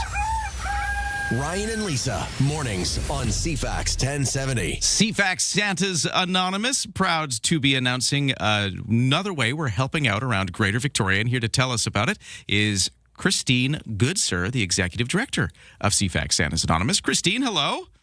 Good morning. Great to get you here and great to have some good news to share because we're announcing one of the ways we're helping out. Why don't you take it away? Give us the announcement. What's going on today? Well, Kids Count is our children's grant program, and we are very pleased to announce that this week we are funding $20,000 towards Big Brothers Big Sisters mentoring program. And this is an amazing, life really institution. I mean, when you think about the generations truly of kids that have been helped through this, it helps children in ways that we can't imagine. And children that are, where families experience financial stress or there's been a breakdown in the household, mental illness, separation or divorce, and just to have that sturdy adult in their lives mentoring them one-on-one is just an incredible gift. Wow. Okay. And the $20,000 grant, this is from Kids Count, which is the way CFAX Santa's Anonymous likes to help out children and families around Greater Victoria beyond Christmas. That's correct. Since 2002, the Children's Grant Program in our community, if our fundraising is successful, takes the time to see where certain other organizations that support children need a boost, need a hand up, fell short on funding, or are starting a new organization to help. So since that time, we're talking over $3.5 million that CFAX, Santa's Anonymous, and Kids Count has given in the community in those 24 years. So it's a big deal, and we want to share it with everybody and make sure that they know the difference that they make when they support Santa's Anonymous and when they can see what we do with our donors' money. Big Brothers Big Sisters, the latest recipient of a grant from CFAX Santa's Anonymous and the Kids Count program, doing great work with children in Victoria and really helping give those supports out there. And a way you can help support all this, Christine, is by going to the website cfaxsantas.com, and you can donate any time of year to Kids Count. And the cool thing is if you go and do it that way, you get a breakdown of where you can send the money. Like maybe things like this Big Brothers Big Sisters kind of program, maybe this is where you would like to support. Or maybe you would rather support things like food insecurity in the community and the way CFAX Santa's helps there for families. Or maybe you think, mental health supports. There's all these different ways that you can support people, and you can actually direct your funding into those different ways just there on the website.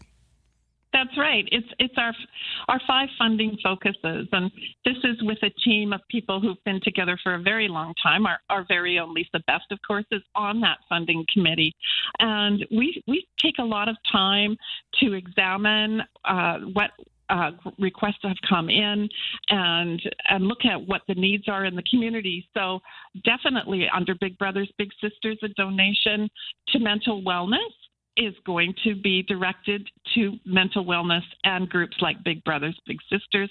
Last week, our announcement to Burnside Gorge Community Program's Fresh Food Program those were a focus where you could go to hunger. And so when you go to the website, you can pick one, you can pick two, you can pick three. It's quite fun, actually. If you're donating $200, you can actually give, money to each one of them. Yeah, you or can split $100. it up. Yeah. No, it's such a split it up. It's really cool, and it's a new thing that you can find on the website. Go to cfaxsantas.com. You can just check it out there. It's a new way to support, and it's all under the Kids Count name there on the website. And Christine, we got to leave it there, but exciting news. Thank you so much for joining us to share the update. Thank you.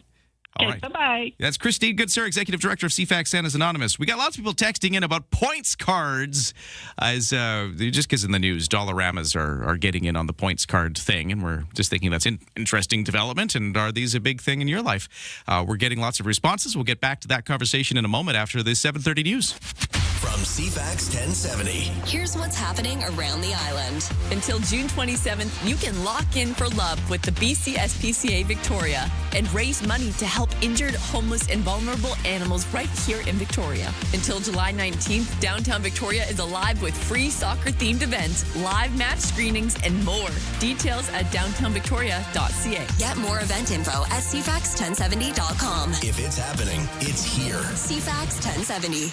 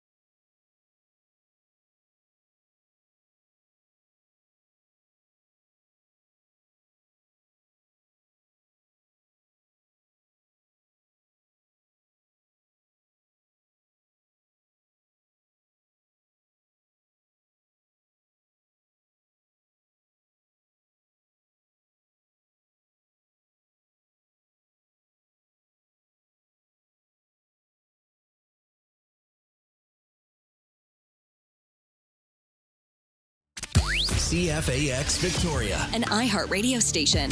If it's happening, It's here. CFAX 1070.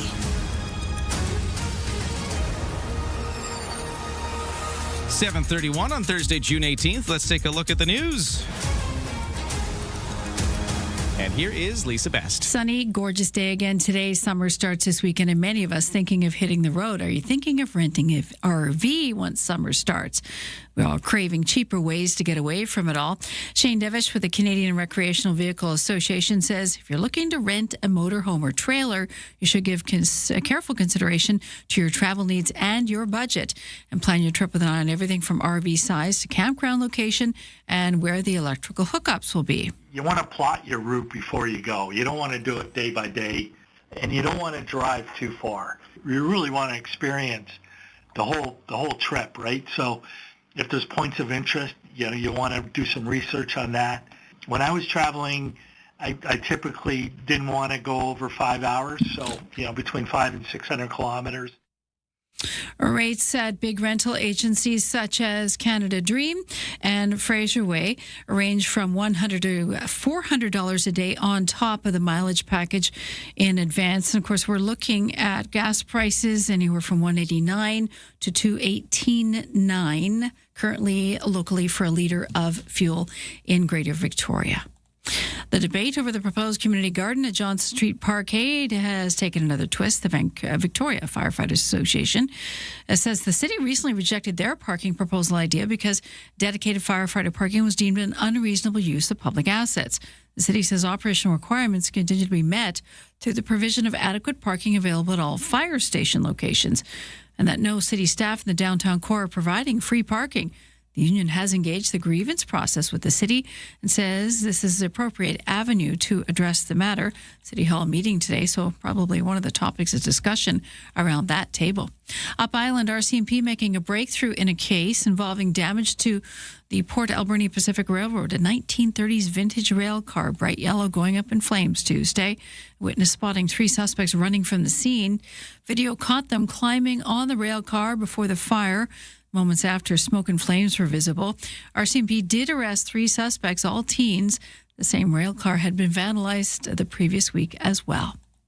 An internal water leak at the 3rd floor of the former YMCA building in downtown Victoria on Broughton Street in Quadra has thrown a wrench into the city's plans for swimming. The building sustained significant damage in all 3 floors. There was a water leak that they didn't notice in a closet on the 3rd floor, and there's a trickle-down effect to that. Director of Parks and Rec, Derek Newman, says they're now looking at the impacts of the flooding and that the facility was supposed to sub for the Crystal Pool. The city is currently undertaking plans and designs to do some renovations to the facility that would allow us to transition our recreation services over there while we're constructing the new pool.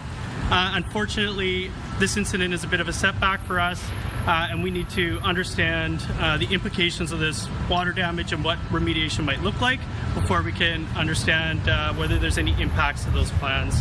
He says immediate focus is, of course, on safety-related issues in the building. Most experts doubt the U.S. would suddenly leave the CUSMA trade agreement, despite U.S. President's comments in France yesterday suggesting otherwise. Trump told a reporter after the G7 summit he would rather not have the agreement in place. I would prefer not having an agreement, but I'm open to doing it. We'll see what happens. So as of now, it's just going to stick around for 10 years. You're okay We're with not. that? No, it's not sticking around. It'll be terminated. In other words, after a decade. It expires. Yeah, in a decade. I prefer that. I view it as possibly expiring immediately. Johns Hopkins University's Christopher Sands says CUSMA's July 1st date is a milestone, not a deadline.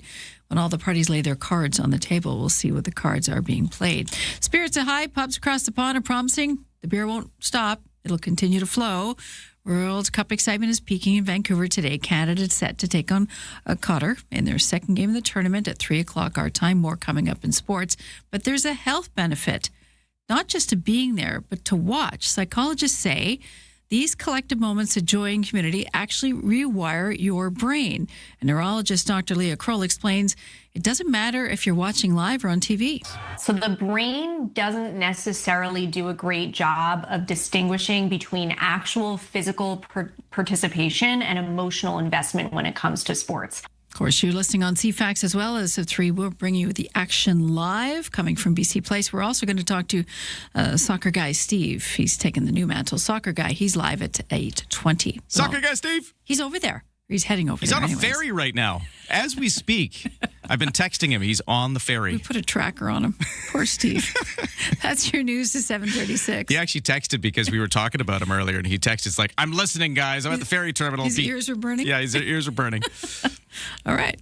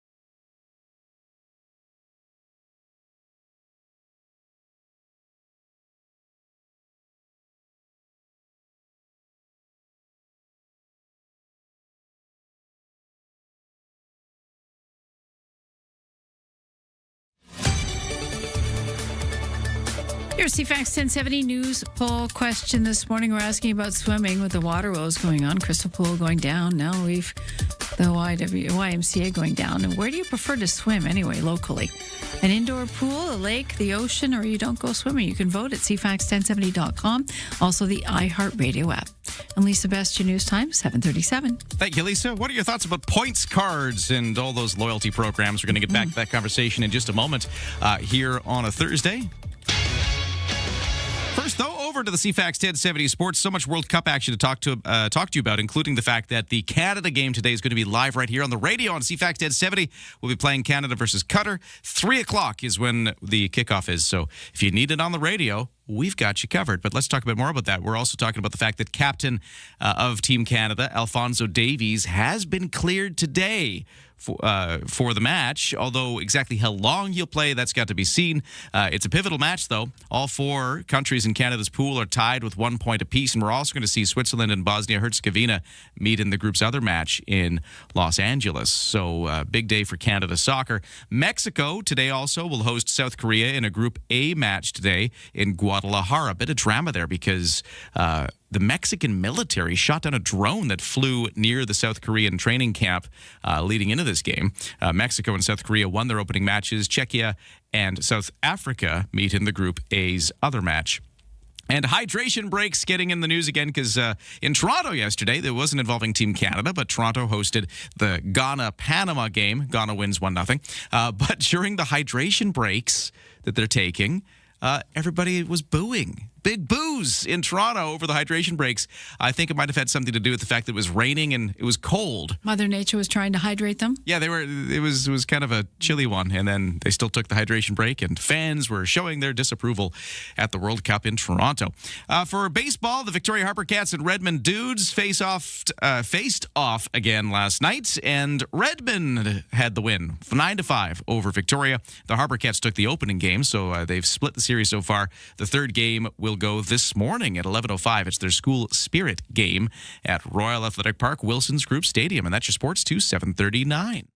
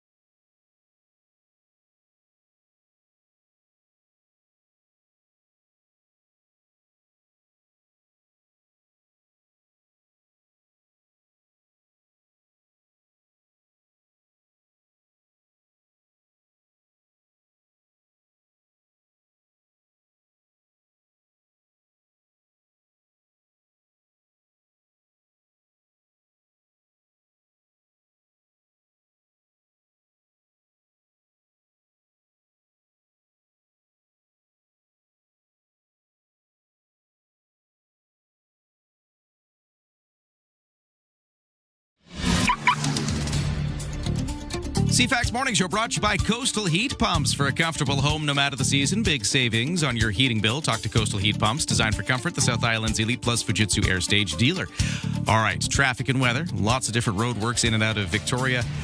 Cook Street, you got the southbound closure, Hillside to Bay, which is on today as they continue to pour the concrete for the bike lanes. You got the full closure of Cook Street, both directions at Pandora. That continues. You got the gas work, Caledonia Quadra area.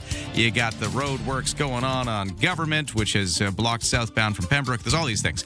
It's hard to keep up with it all, as texters keep mentioning. It's just anytime you try to get in and out of the city right now, it seems every route has got some kind of obstruction. The good news is the Bay Street Bridge is open fully, both directions. The overnight closure is over for this morning.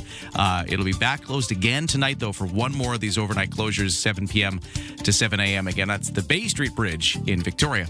No sailing waits at BC Ferries, and for the weather forecast, warm and sunny today, highs at 24, cooler by the water, but a humidex at 25, so feeling like 25 degrees with a little extra humidity in the air today. Overnight lows tonight of 11 with clear skies, and right now the temperatures around Victoria are looking kind of like this. In Swan Lake area of Saanich, it's already 16 degrees. The official temperature at the airport, Sydney North Saanich area, is 14 degrees.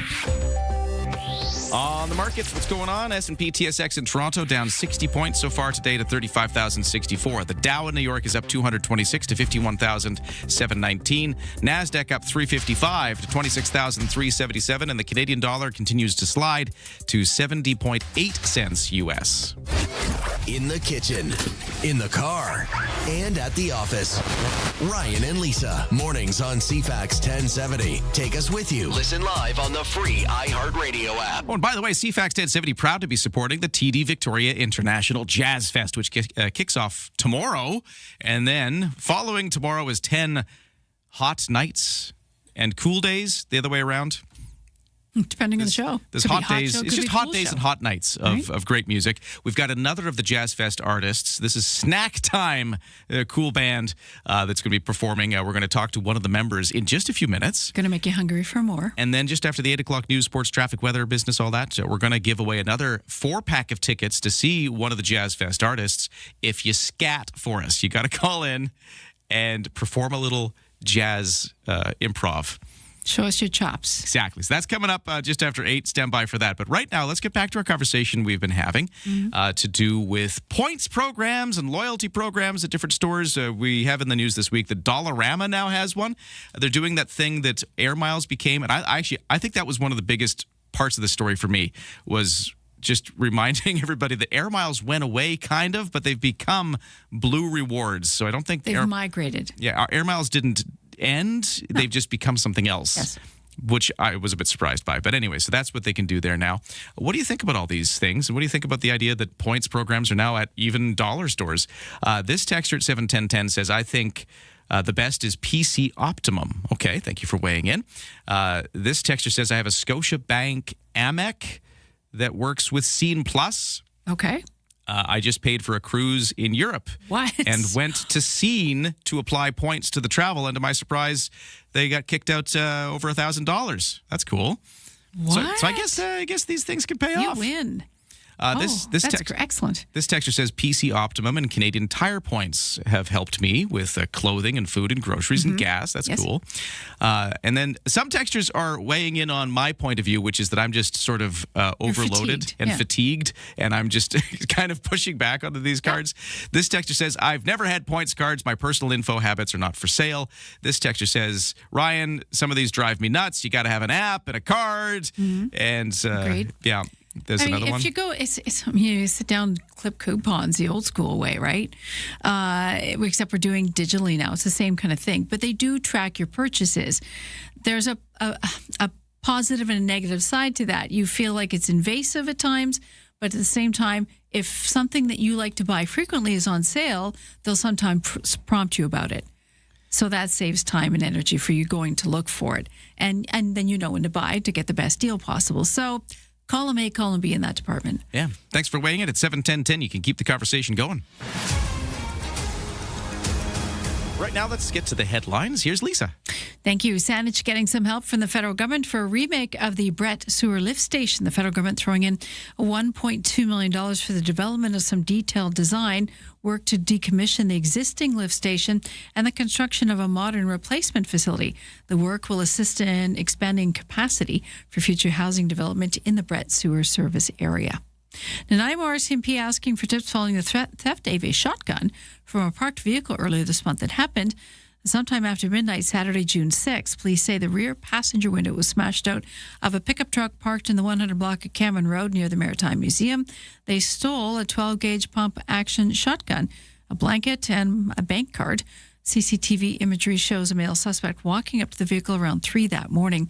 He's vague description. He's white, wearing black clothing and white runners. If you know anything, you can contact Nanaimo RCMP's non-emergency line. And the kick stands up for Veterans Life After Service Motorcycle Run. Happens locally this weekend. It's a poker run. The event starts at 8:30 Saturday morning. There's some snacks on hand for you before kickstands go up at 10:30. The $40 registration fee supports the service dog program by the BC and Alberta Guide Dogs. Veterans ride for free, as do first responders. Riders also asked to bring a non-perishable food donation for the Veterans Food Bank. That's your news at 7:47. Texter 71010 says they like the co-op membership. Yeah, that's another good one. That's a good one, yeah. Yeah, you get points and savings there for sure. Coming up, Let's talk Jazz Fest, because the TD Victoria International Jazz Fest is kicking off tomorrow. And one of the bands, which will play actually a week from Friday, so this is June 26th, at the field they've got in Esquimalt Bullen Park. That's one of the big outdoor stages for Jazz Fest. They've been doing this for a couple of years, kind of bringing it out of the downtown core. They got that field. And there's a band called Snack Time. Snack Time is a 7-piece soul funk alternative band from Philadelphia. And we're going to be talking to one of their members in just a few moments. And then right after the 8 o'clock news, we got a 4-pack of tickets to give away to a show as well. So stand by for a lot of Jazz Fest here on the radio next. Next time on the TED Radio Hour. Richard Reeves is unimpressed by online influencers who peddle ideas about hyper-masculinity. You're talking about boys and men. We're actually doing stuff for them. You're good on podcasts, but where's your policy agenda? We've actually done a bunch of stuff for boys and men. Sorry, what have you done? Ideas about the next era of manhood. That's next time on the TED Radio Hour from NPR. TED Radio Hour. Listen Sundays on the iHeartRadio Talk Network.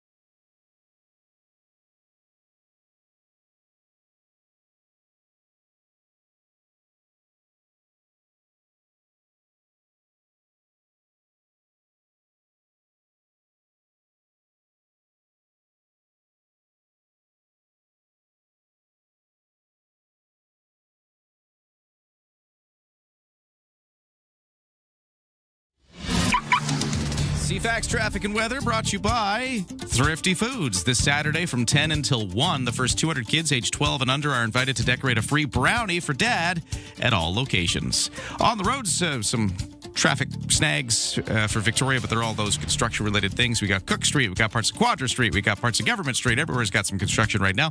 But otherwise, other than that, there's no crashes, accidents, or other problems this morning. The West Shore commute is looking pretty typical. There's congestion, but there are no specific issues other than just it being busy.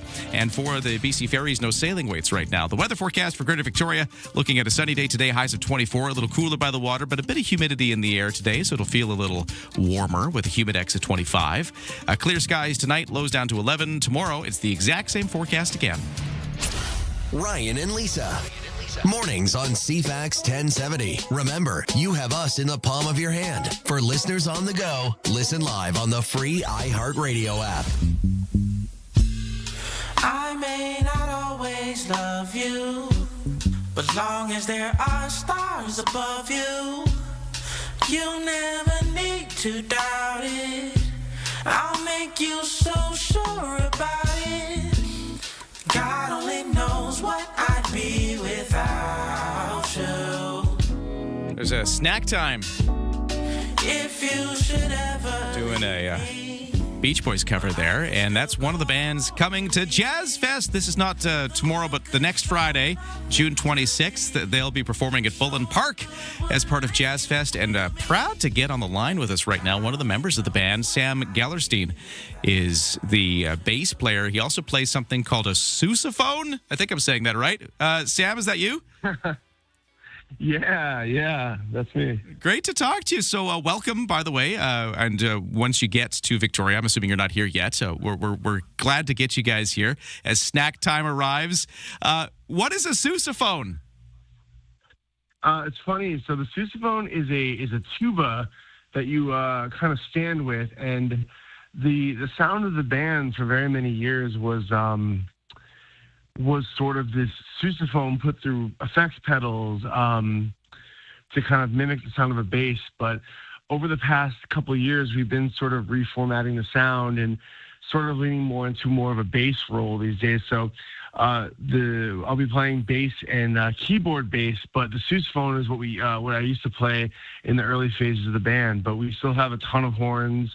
We have saxophone, trombone, and trumpet, so it's going to be a really great time. I was listening to some clips. I mean, I played one there, but I watched some live clips of you as well. It looks like, you got this big band. You're doing this kind of really funky alternative thing, but you got all the horns. And that really seems to be one of the things that characterizes your act, as well as, you get a little bit of rap, a little bit of rock, you got some punk, you got the R&B. It seems like there's this really cool fusion going on with your band. Yeah, and, you guys will be the first some of the first people to hear a lot of this new music, and we are still keeping a lot of the influence. We're a band of 7 people from different, experiences in music, so we do have a ton of different influences, but you guys will be some of the first people to hear a lot of this new music, and we've really kind of focused in on this new sound, and you can expect still a lot of soul, a lot of funk, a lot of rock, a lot of pop, and it's going to be a really good experience, and it's going to make you all move for sure. Sam, you were one of the best things to come out of the pandemic when it hit Philadelphia, it seems. You reinvented the wheel with music.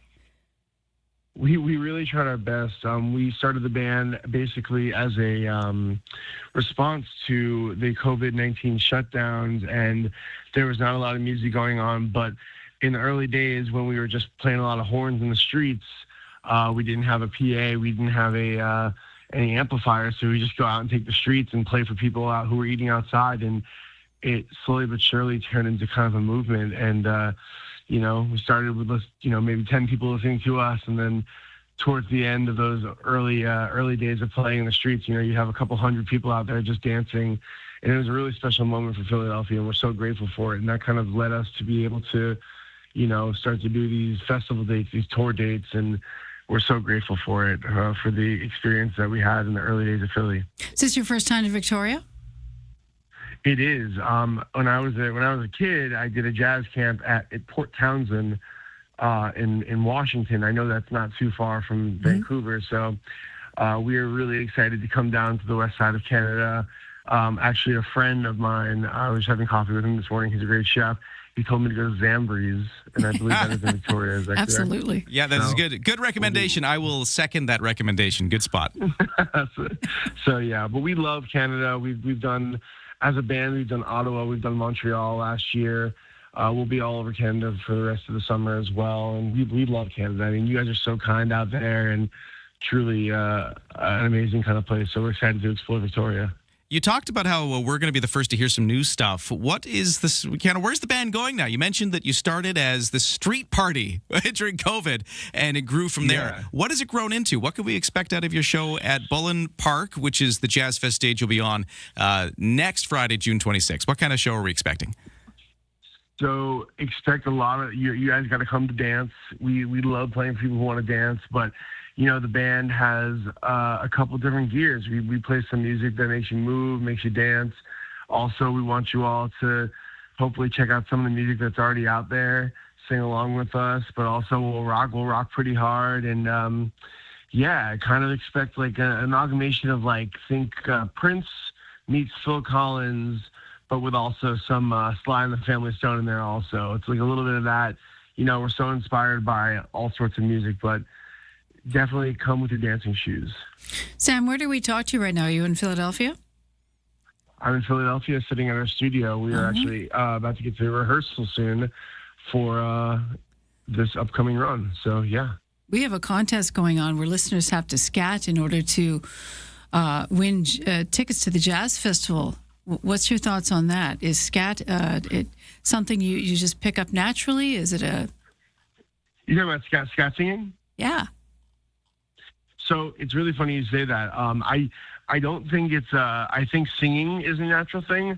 I think the artistry of scatting is obviously something to be studied with the icons. Ella Fitzgerald, of course, is one of them. But I was told by a teacher very early on when I was still playing trombone back in the day. He came from the school of thought where is if you could sing it, you can play it.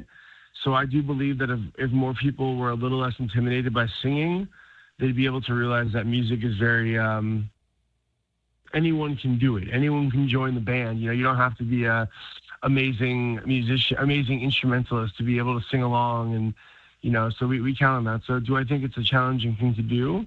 At a professional level, sure. But I think if someone has the love of music and you could recognize the songs you want to sing, I think you could pick up a little bit of scat soloing, yeah. Okay, well, we're going to get a listener to do some scat soloing for us just after 8 o'clock, calling in to win tickets to Jazz Fest. But that's Sam Gellerstein. He is with the band Snack Time, performing as part of the TD Victoria International Jazz Fest. They're coming up next Friday at Bullen Field. It's been a pleasure to meet you and learn more about your band, and I'm looking forward to your show next week. Thanks so much for doing this and joining us. Can't wait to see you guys. See you at Zambies and the show. Yeah, and enjoy the restaurants. Thanks, guys. Have a good one. You too. This is awesome. Love it. That's great. We will be just go on a little bit more of that.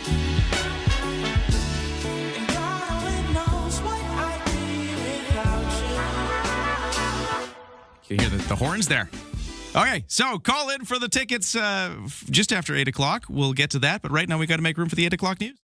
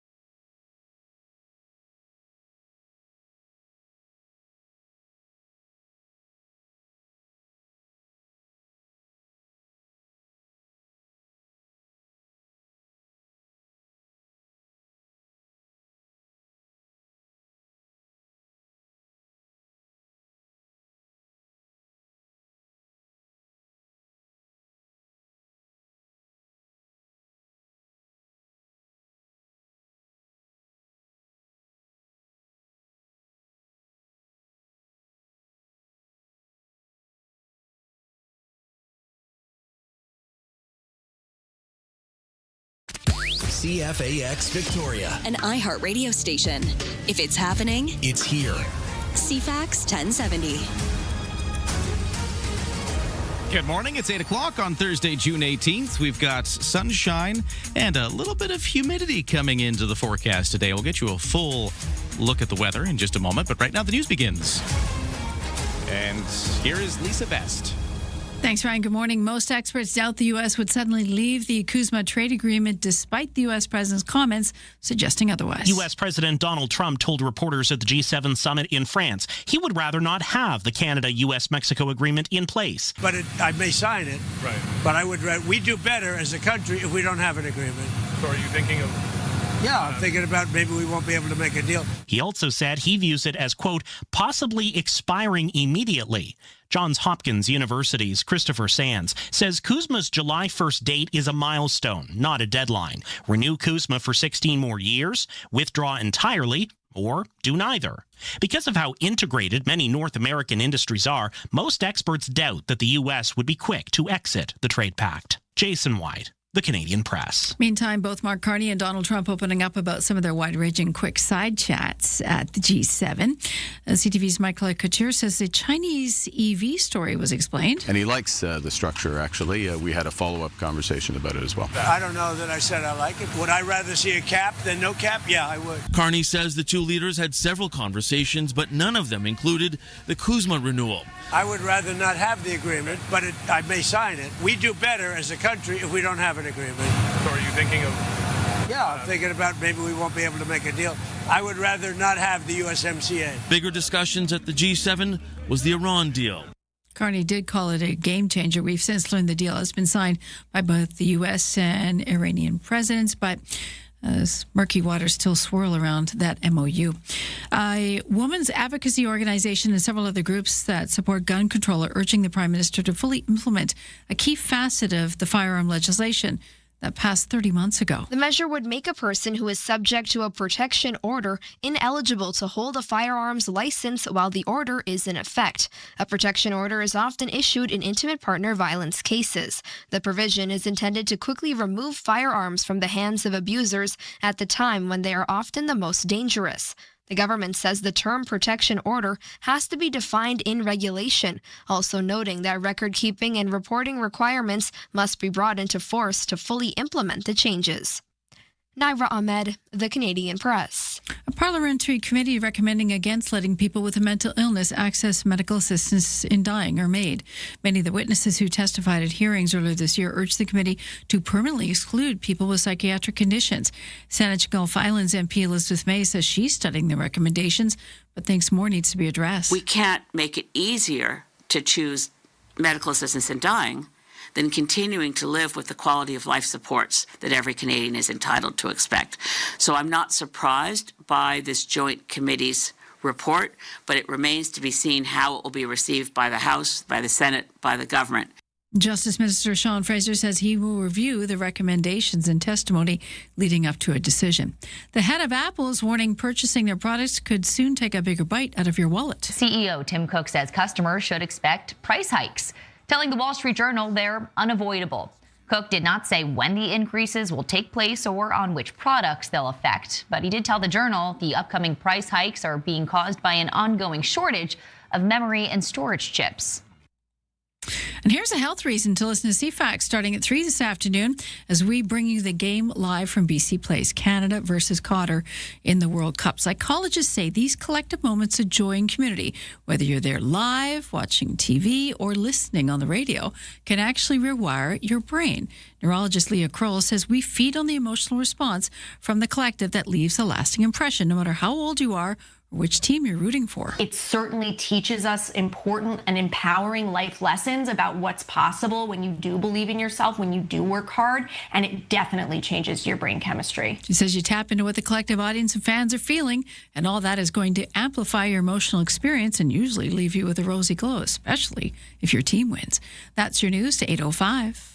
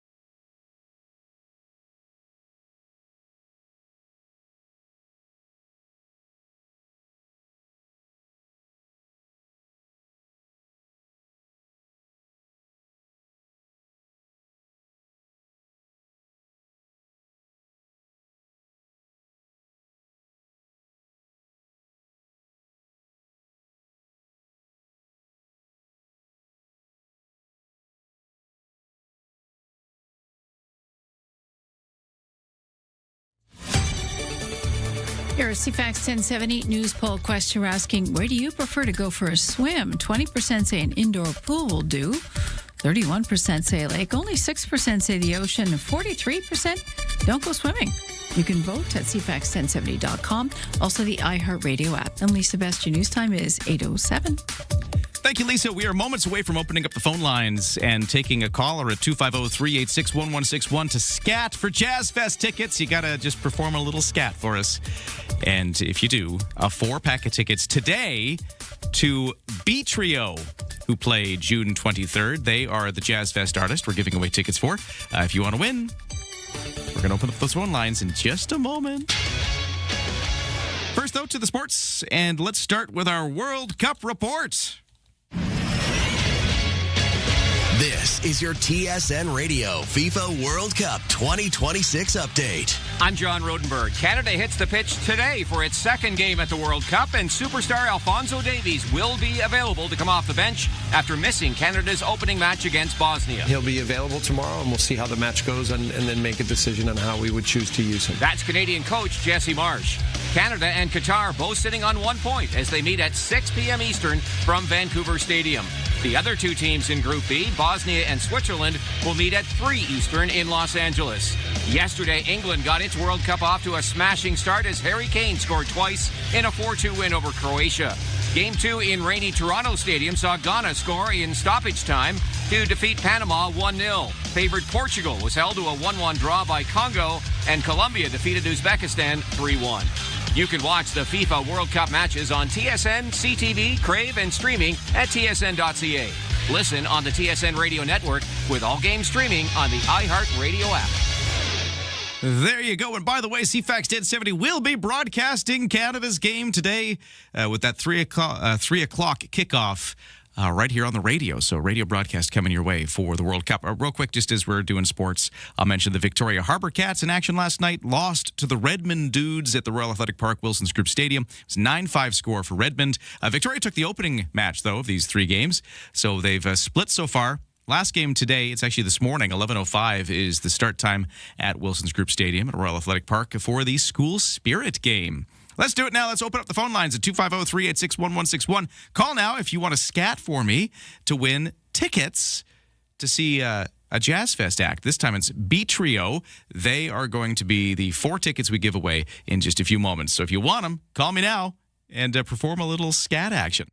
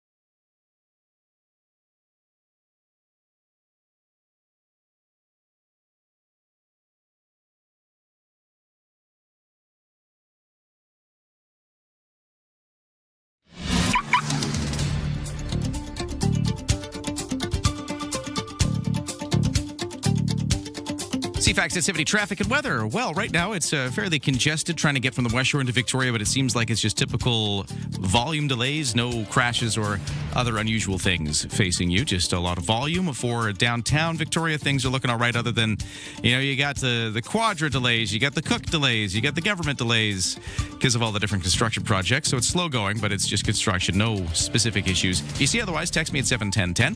BC Ferries, no sailing waits. And for the weather forecast, sunny with a high of 24 today. A little cooler by the water, but feeling a little warmer with the humidity. We're getting some humidity back into the day. It's a humidex of 25 today. So temperature is going to top out at 24 on the dial, but it'll feel like 25 in that humidity unless you're by the moderating ocean breezes of the Juan de Fuca Strait.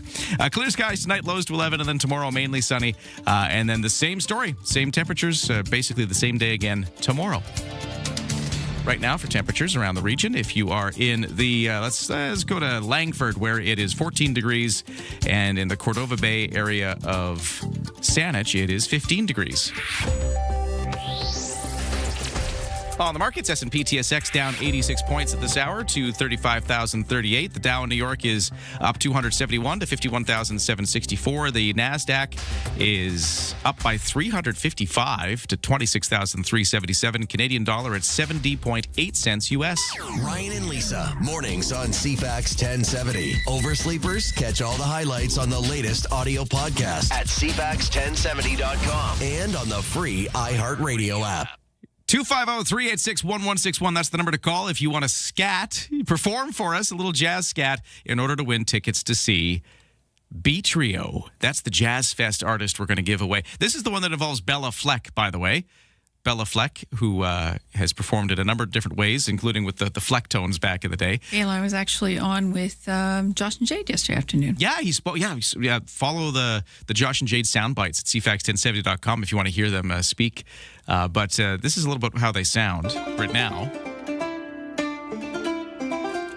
Bella Fleck going on the banjo there.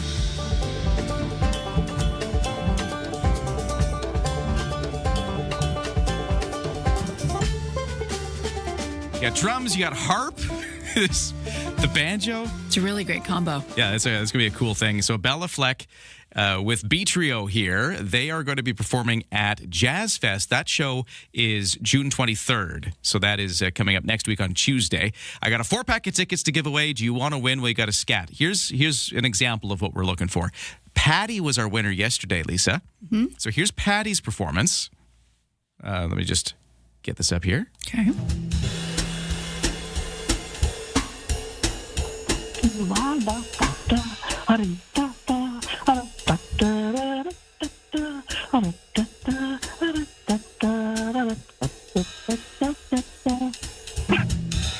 So there you go. She kind of slid in, and then there was breathiness. I thought it was great. a really good rendition of scat singing. What will we get today? Let's go to the phones. They're open now. Let's pick a random caller. I think I got a line here. Hello, who's this?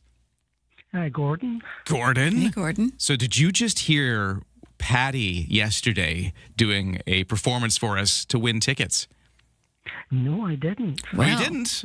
Okay. Well, so here's what happened. We're going to play a drum track for you, a little jazz drums. Mm-hmm. And if you can perform a jazz scat for us, I'll give you tickets. But you got to work for it. Are you ready to do it? Okay, let's go for it. Okay, so I'm going to play the drums. Once you hear the drums, just give us your best scat. Here, let's go.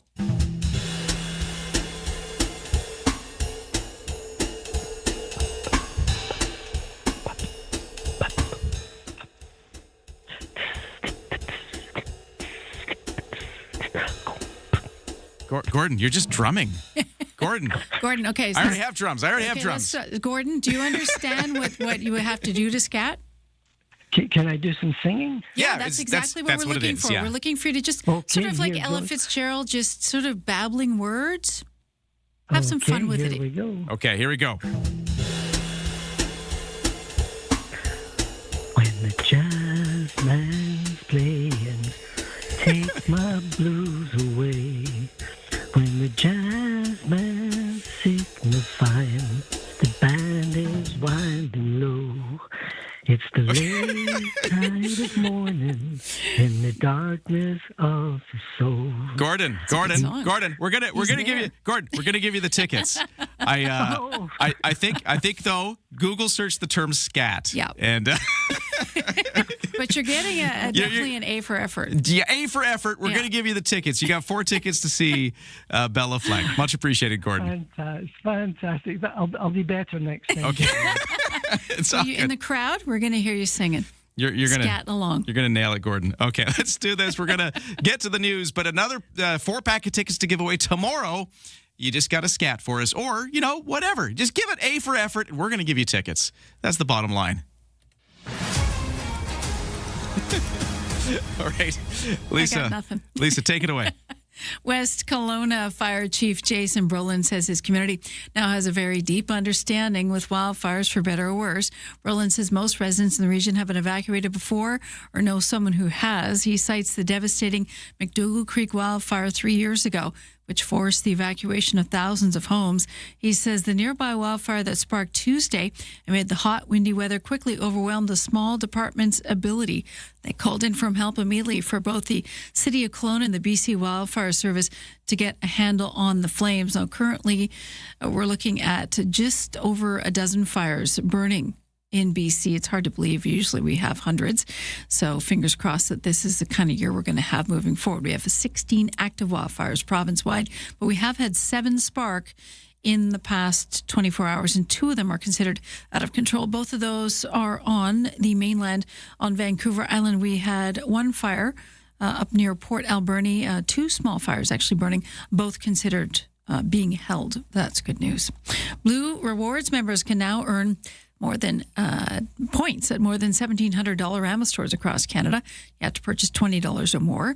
BMO's announcement on this multi-year exclusive strategic partnership with the budget retail giant comes as Canadians continue to grapple with inflation and affordability. Retail analyst Bruce Winder says the partnership is at a time when Canadians remained focused on stretching their budgets, and we know it because Dollarama in the month of June reported a first quarter profit of $302 million. That's up from $274 million in the same quarter last year. You can, or you must have, a linked payment card to earn the Blue Reward points on your Dollarama purchases moving forward.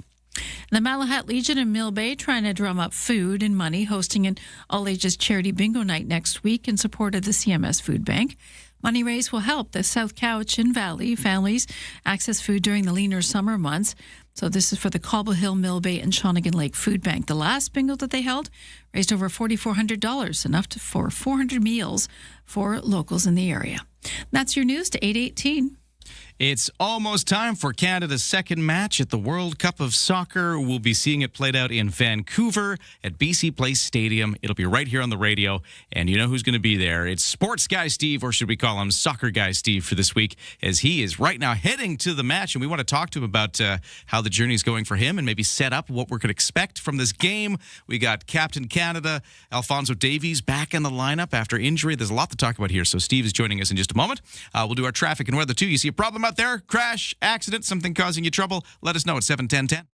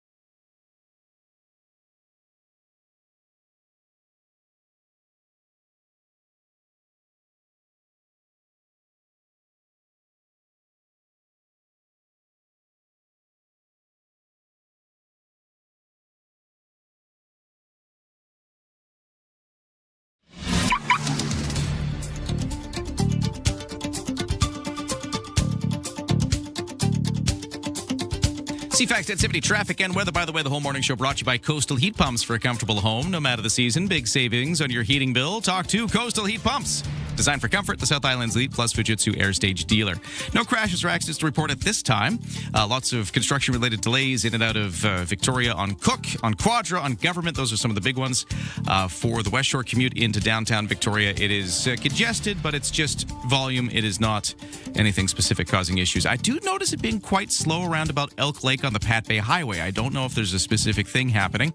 If you see anything, though, if you're on the Pat Bay Highway, if it's looking slower than usual, let me know at 71010, because right now it looks like that, but I don't know why. For the BC Ferries, no sailing waits for the weather. A warm day today, highs at 24. A humidex at 25, though, so feeling a little warmer with some mugginess in the air. But it will be cooler by the water on the flip side, with 17-degree temperatures expected to be the high if you're by the Wanda Fuca Strait. Clear skies tonight, lows to 11, and right now it's 14 degrees. Actually, no, it just went up. It's 17 degrees at the Victoria International Airport. The windup in his first offering. Touch them all, Joe. The golden goal. It's Sports Guy Steve. Oh, my goodness. What did you say? You heard me. Here's Sports Guy Steve. Just a bit outside. And we've reached him on a ferry because, of course, Steve is going to Vancouver as we speak to take in the Team Canada match against Qatar. At 3 o'clock. It's going to be right here on the radio, by the way. We'll be broadcasting this game on radio. Steve, you're on a ferry right now, aren't you? Yes, just about to pull into beautiful downtown Tawasin. And you're in the lineup trying to get off as a walk-on, I guess. So are you noticing, so you've been on the ferry this morning, are you surrounded by fans that are going over? Are there a lot of people heading over to Vancouver right now for this game? I would say that for the 7 o'clock sailing, it's extremely busy. There's a fair amount of red Soccer Canada paraphernalia around. I wouldn't say overwhelming. It also seems like a lot of kids are going over for the day for some kind of a end-of-year school trip, that kind of thing as well. So you kind of have a mixture. The one thing I have noticed, Brian, is security. Really? Out the yin-yang, yes. And everywhere. So they're checking, into the cubicles where everybody has their little computers. They're checking all those kind of things. So I happen to notice that, and I just haven't seen it, I guess, obviously before, or maybe I'm just having to watch for it. But, yeah, there's more security than usual, for sure. And it's funny that you're already encountering that. You're not even off the island yet. You're just on the ferry over, and already that heightened sort of FIFA World Cup level of security is maybe showing up. What are you expecting out of today? So you're heading over to BC Place Stadium. I'd love to talk to you tomorrow after the game is over, but talk about what the experience is going to be like trying to get in today.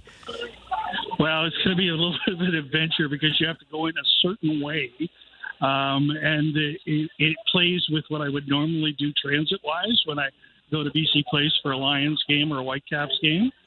So, I'm kind of glad I woke up early and just got on with it because it just gives me more time on the other end to figure out exactly where I'm supposed to be. Because basically you got to walk around the big, giant soccer ball that used to be Science World and walk from there around the entrance through security into the stadium. And how long did they tell you to leave for it? Like how long do you think it's going to be from sort of arriving in downtown Vancouver to actually finally getting through it all and into your seat? Like what's the timeline? Well, they don't really say, but what I will say is ever since I got the ticket, FIFA sends me an email about once a day saying you should do this, you should do that, you should do this. And the one thing so the gates open at noon before the game at 3 o'clock. Oh, that's normally a lot of time. They do it. Yeah, normally it's usually an hour to an hour and a half before a sporting event. So I think that tells you that they're wanting you to get there early so they can process you correctly. Okay, that's going to be what is ahead of you. Now, I want to talk to you tomorrow once you've been through the experience. We can talk about it. So we'll have that personal experience soon. But right now, let's just talk about what we're expecting out of the game today, because it's Canada versus Qatar. It's game 2 for Team Canada. We tied our first game. So, in fact, everybody in the group tied their first game. So everybody's just even at 1 point. Game number 2 here. We've got Alphonso Davies in the lineup. He's the captain of the team who was injured and hasn't played yet. We might see him on the field today. Set us up for what we're expecting out of today.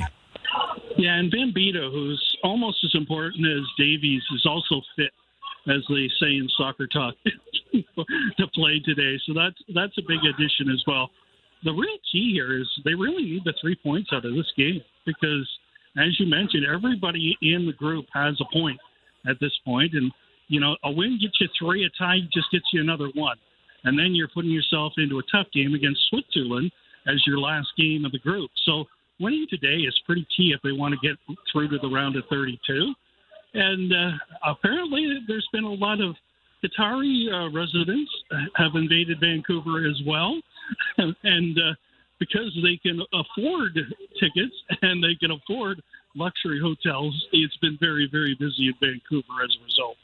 Yeah, a lot of the luxury hotel rooms have been taken up, I understand. Yeah, because this is a country with money, and they're showing it off in Vancouver, apparently. But how is their team? Is their team going to be a challenge for us? I think what we've seen in this tournament so far is that the underdog is dangerous, and you can't underestimate anybody. I don't think many people would have seen some of the results we've had this week alone. So, I just don't think you can look past anyone. I think they're ranked in the 60s, and we're ranked about 30. So if you took that on paper, you'd say, well, Canada's favorite, they should get this done. However, they never play the games on paper. We are going to be watching or listening because CFAX 1070 will broadcast Canada's game today starting at 3. And maybe if you listen closely, you'll hear the voice of soccer guy Steve cheering or booing.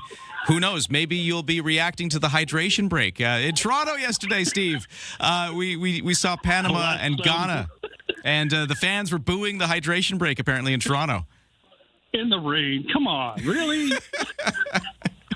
Yeah, it was raining, it was cold, and they all stopped to drink water, and soccer fans were not pleased to see it.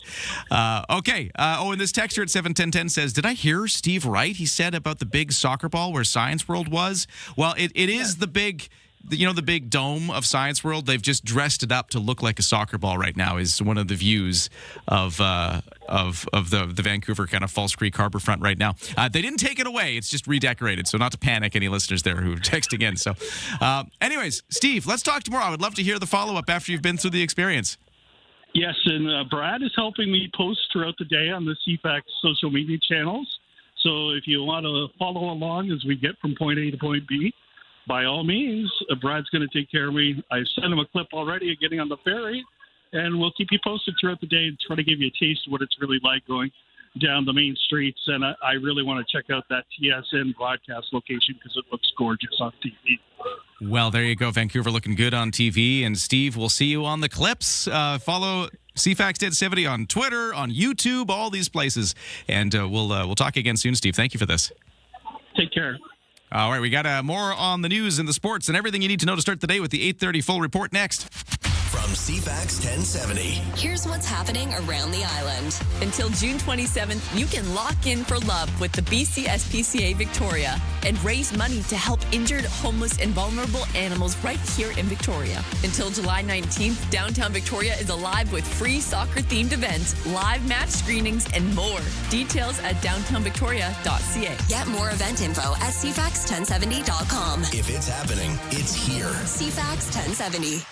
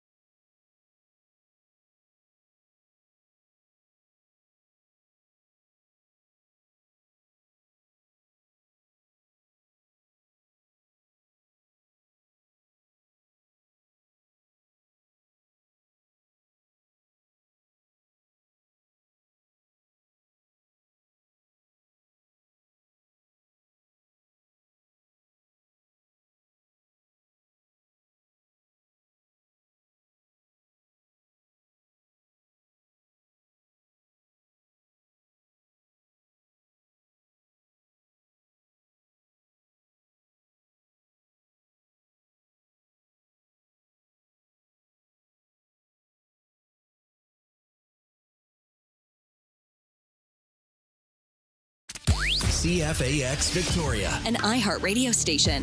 If it's happening, It's here. CFAX 1070.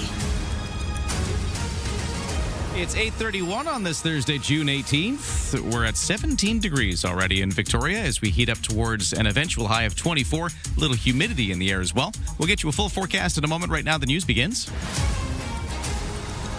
And here is Lisa Best. Thank you. Good morning. The City of Victoria confirming that the former YMCA building on Broughton and Quadra has sustained significant damage due to an internal water leak that wasn't caught in time. Director of Parks and Rec, Derek Newman, explains. The source of the leak, which was on the third floor of the facility in a utility closet, and a water line had broke.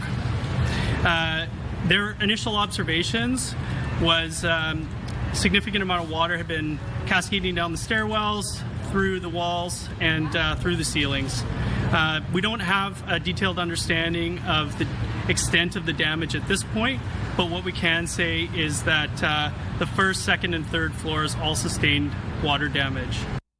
It was to serve as an alternative during the remodeling of Crystal Pool, now onto Plan C, I suppose.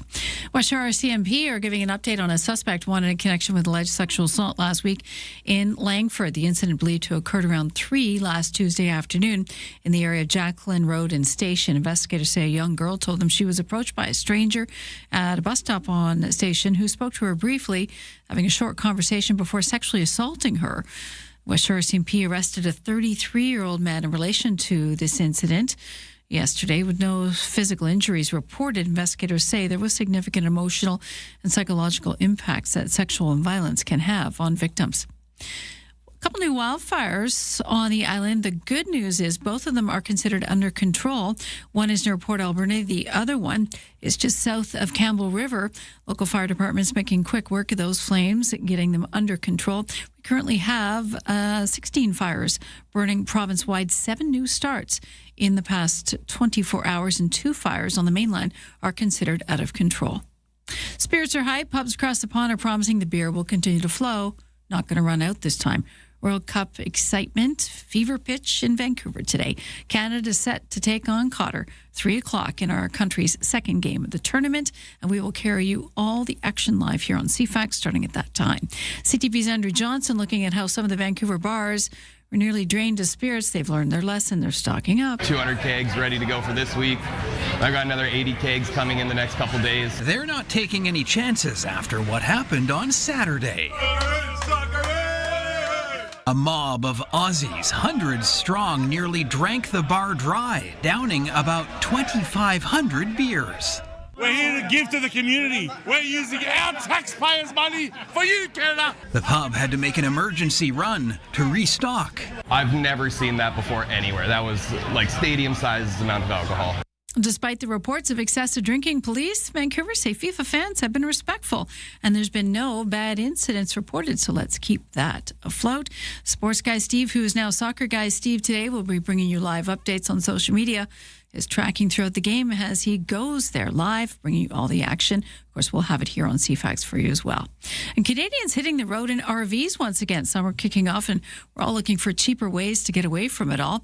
Shane Devenish with the Canadian Recreational Vehicle Society says, while that Rockstar bus may be really tempting, one rule is that the RV should only have enough beds for the amount of travelers on board. Despite all their appliances and electrical hookups, RV's biggest advantage may lie in unplugging from the daily demands of life. You know, everybody feels a lot of stress, and everybody, you know, even their doctor, everybody's doctor talks about getting outside, the fresh air, and just getting away from the hustle and bustle, right?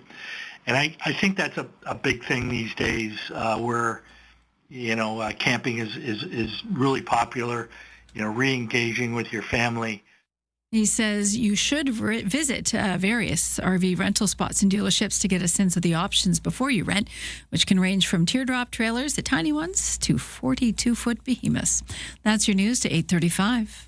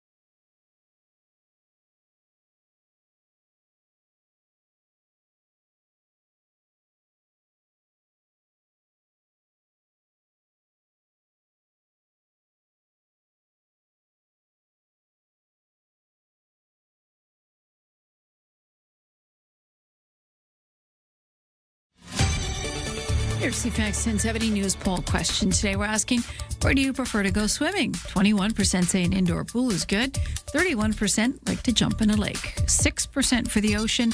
And 43% say they don't go swimming. You can vote at CFAX1070.com, also the iHeartRadio app. I'm Lisa Best, your news time, 8:37. Thanks, Lisa. Let's take a look at the weather real quick, where we have sunshine coming at us, highs of 24, a little bit of humidity in the air as well, making it feel warmer, and already 17 degrees at the Victoria International Airport. Oak Bay by the water, it's a little cooler, it's 13. CFAX 1070 Sports, as we were just talking about with sports guy Steve, soccer guy Steve for this week. We have Canada's national team playing the World Cup today from BC Place Stadium facing Qatar, and Canada's men's soccer captain, Alphonso Davies, has been cleared to play in the matchup today, but how much he will play remains to be seen. It is a pivotal match, though, with Canada looking for some points to separate themselves from the other teams in the group, because everybody tied their first match. Everybody's got 1 point. Switzerland and Bosnia-Herzegovina meet in the group's other match in Los Angeles.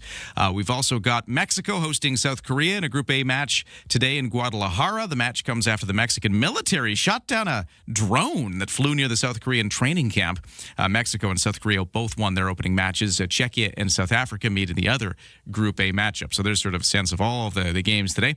In baseball, Victoria Harbour Cats and the Redmond Dudes faced off again last night, with Redmond taking the game 9-5. Victoria took the opening game, and now the third one of the series is this morning at 11:05 for their school spirit game. In the majors, we see the Toronto Blue Jays sending right-handed pitcher Treya Savage to the mound today against righty Sonny Gray for the Boston Red Sox. Toronto seeks a 3-game sweep in Boston before heading to Chicago for 3 games against the Cubs. And Kyle Bradish struck out a career-high 12 while pitching 1-run ball into the 8th inning as the Baltimore Orioles beat the Seattle Mariners 5-3. That's your sports to 8:39.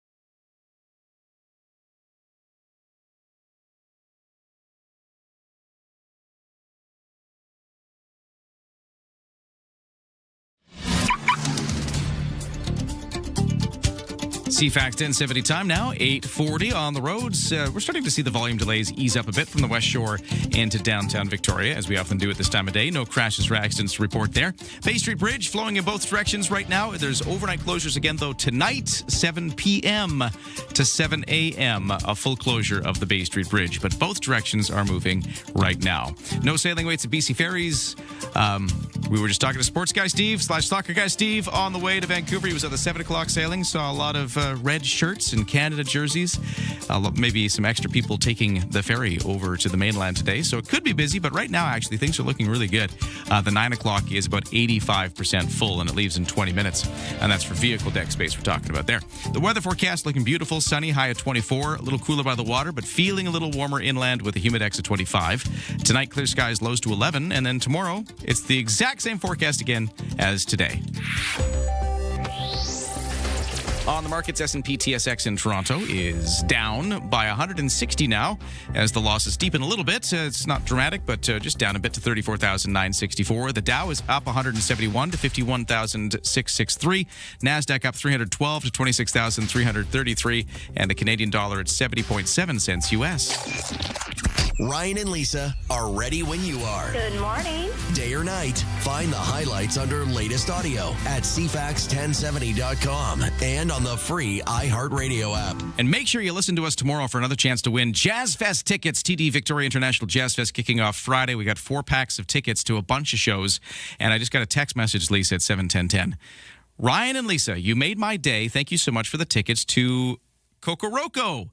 I found 3 music-loving friends to join me at the show. Oh, this must be Patty, who won yesterday. Nice. Patty goes on to say, I just heard you play my scat. Yeah, we used her as the example earlier today. She was good. And she says, your comments made me feel so good. Thanks for the kind words. I think I'll join a choir. Do it, Patty. I love that. Well, singing's good for you. That It's been is proven. You sing. How do you feel when you're singing on stage? Oh, it's great. You look like a rock star. I definitely found it's something that is very intimidating at first, and you can be very self-conscious about your own voice and putting it out there. But the more you do it, you start to realize that people are much more forgiving than you you give them credit for. Well, you're usually your harshest critic, right? Yeah, it's usually people are going to accept you way more than you are thinking they will. So that's my take. That's interesting. Be bold, be brave, sing, and people will appreciate it. And I think is the takeaway. It's just a muscle, right? And the more you exercise it, the better it's going to be performing for you. I love it. Thank you for the text, Patty. Good luck. Have a great time at the show, and we'll give away more tickets tomorrow. Got a bunch of different random text messages here to read, different people wanting to share different thoughts. Here's one. This is talking about an event coming up this weekend.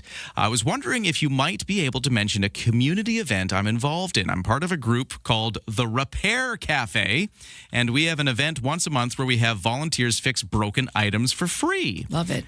Typically, we have about 50 volunteers show up, and we fix everything from toasters to train sets to whatever walks through the door. And this month, we're having a bike event where folks can bring their bicycles for a checkup, tune-up. It's free, and it's happening on Saturday, June 20th. So that's this Saturday, 2 days from now. 10 a.m. to 1 p.m. at the Deep Cove Elementary School at North Saanich. Also further out, okay. Yeah, so this is on West Saanich Road in North Saanich at the school parking lot at Deep Cove. If you got a bicycle you want to get tuned up, they got some folks who will fix it for free as part of this Repair Cafe. Are they still looking to fix my coffee grinder, though? It's gone belly up. Uh-oh. Well, maybe you can bring it next time. Started making weird noises and then just looked at me sideways. I'm like, so there'll be no coffee today then is what you're trying to tell me? That is unacceptable. It was a dark day. Coffee must happen. Right? It's morning radio. You got to have it. One more text message here. Again, I love all the messages. Thank you for joining the conversation at 71010. Good morning, Ryan and Lisa. Just a community public service announcement. I've seen so many people on their phones while driving. Yeah. I am amazed right now. And if it's causing very minor inconveniences out there on the road, people are getting honked at. I'm just asking everybody who could be listening, is it worth it? Phone down? Put your phone down. It's hard. They're addictive. But yeah, I put mine in the back seat so I don't reach for it. Oh, is that what you do? Yeah. Just kind of completely remove it from reach. I know me. Because you know you'll be tempted. I know my weak points. You got to know your weaknesses. And if you're going to be tempted, if you don't, you don't need it because you shouldn't have it. And I'm not preaching because I'm guilty of it too. And I don't want to admit that, but it's true. We're all human and it's very addictive. And to pick it up with the arm reach. And so the motion will be there. I'll go to pick it up. It's like, right, it's in the back seat because I got to get out of the habit. I love that solution. Just put it out of reach so you can't even be tempted. It's still there in the car. Yeah. But I can't grab at it. Yeah. It's kind of like when you're reaching back for your kids saying, stop that. Right? You ever do that with your boys? Swatting kind of randomly behind you as you try to keep your eyes on the road. They duck out of the way. So, there's no point to that. Don't do that either. Eyes on the road. Look, I'm going to turn this car around. I've never actually used that line. No, but one day, I've still got time. I can still use it one day. Well, they're teenagers now, so they're kind of half listening to you. Yeah. There's testosterone coursing, so. There you go. 8:45, time for the headlines. Here's Lisa. Cash is soon on its way to millions of Albertans, courtesy of the province there. Premier Danielle Smith says instead of the government reducing the provincial gas tax, it's going to issue $100 payments to ensure elevated oil revenues will benefit most in the province. She says nearly 3.4 million adults will be eligible for that cash and can start applying for the online payments as of July 1st, Canada Day. The U.S. president has signed an agreement with Iran that calls for Tehran to dilute its stockpile of highly enriched uranium and waive U.S.-backed sanctions on the country, immediately allowing Iran to sell its oil freely in a major concession from Washington, according to details released by both countries. The White House had planned a signing ceremony tomorrow in Switzerland, but now the fate of that is uncertain with conflicting information from the U.S., Iran, and Pakistan. The U.S. Defense Secretary Pete Hegseth has lashed out at NATO allies. He's announced a 6-month Pentagon review of American forces in Europe, whose outcome will depend on how fast Europeans take responsibility for their own security. A Canadian financial services company, Wealth Simple, is set to launch prediction market trading through a new app. The company says it will introduce a beta version soon, as well as Wealth Simple Predict apps this summer. The app will give retail investors access to bets through Calci, that is, the U.S.-based prediction market platform. Prediction markets let investors bet on the outcome of real-world events by purchasing corresponding contracts. That is your news to 8:47. Thank you, Lisa. Coming up next, we are speaking to one of the BC government ministers, the one in charge of the Children and Family Development Ministry. This is Jody Wickens. Yesterday, we were talking to the Children and Youth representative in BC about their new Child and Youth Action Plan that was unveiled. So this is a plan that's trying to address some issues that have cropped up in a few tragedies to do with children in care. And the takeaway from that seemed to be we've got to coordinate all these different government departments better that work together to help children in care so that less things kind of fall through the cracks. But how do we do that? How do we accomplish that? The minister in charge joining us next to talk about it. We'll also get our traffic and weather updated. So if you have anything out there, any problems, let us know at 71010. This texter says, I just turned the sound off of my smartphone when I'm driving and I put my phone in a zipped pocket. The only problem is sometimes I forget that the sound was off for hours, and then I don't get any calls. Lisa says she throws hers on the back seat. There we go. Zipped pocket with the sound off is another solution to not driving with your phone distracting you. Anyways, okay, we'll get to our traffic and weather in just a moment, and then the Minister of Children and Families next. Developing political story, a big doozy. Vashi Capellos. What started as a dull day is anything but. The top newsmakers. Your go-to political debrief. Daily. What is really going on? The breaking news. Just moments ago. And the entertaining analysis and debate to follow. I don't think you can sugarcoat it. It's an issue. It's not true, guys. Yeah. Vashi Capellos. There is a greater plan here. Vashi Capellos. Weekdays 9 a.m. to 11. Bigger picture politically, which is on CFAX 1070.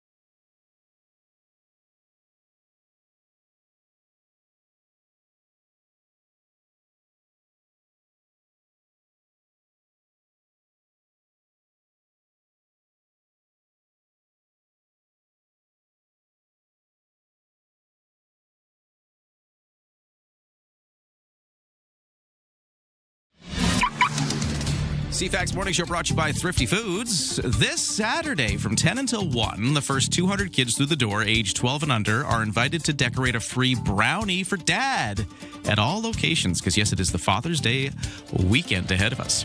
No crashes or accidents to report. Things are actually smoothing out on the West Shore commute into Victoria, too. The volume delays are starting to ease. We do have a small collision reported on Mackenzie near Blenkinsop. I don't know much about it, but do watch out for potential delays. Mackenzie at Blenkinsop with a small fender bender reported there. For the weather, it is a sunny day with a high of 24, a little cooler by the water, but a humidex at 25, so feeling slightly warmer with a bit of humidity once you get away from the moderating effects of the Juan de Fuca Strait. Clear skies tonight, lows to 11, and right now it's 17 degrees. Ryan and Lisa, mornings on CFAX 1070. The BC government trying to make some changes to prevent tragedies when it comes to children in care, and we've had some examples of that over time. And now we've got the Child and Youth Action Plan unveiled by the Ministry of Children and Family Development. And we are going to talk about it now with the Minister in charge. Jody Wickens is the Minister of Children and Family Development. Hello, how are you? Hi, Ryan. Thanks for having me. I'm great. Great to get you here. So why don't you start off by just explaining what this is all about and kind of where it came from? Because I know that there's some cases that have been looked at of tragedy of the deaths of children in care, and this is sort of coming out of the look into those and trying to find the ways to do better. So what are we trying to do better here?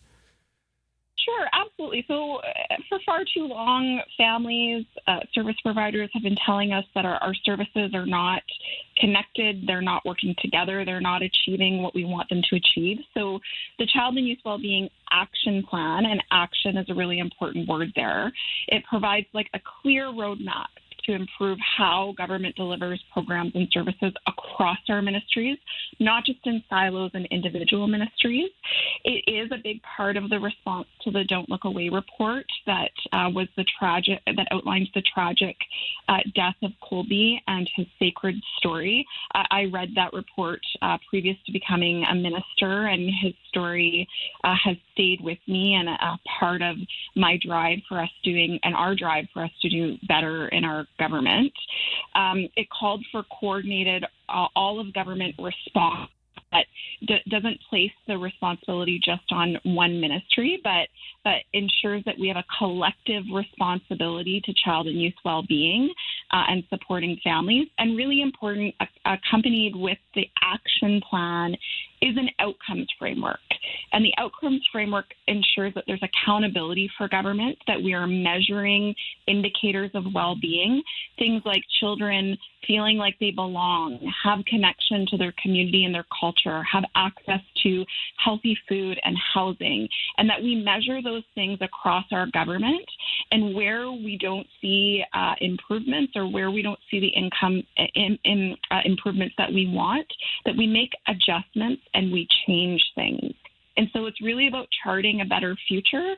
There are short-term actions that are taken immediately, and then there are long-term actions that are more systemic and will take time.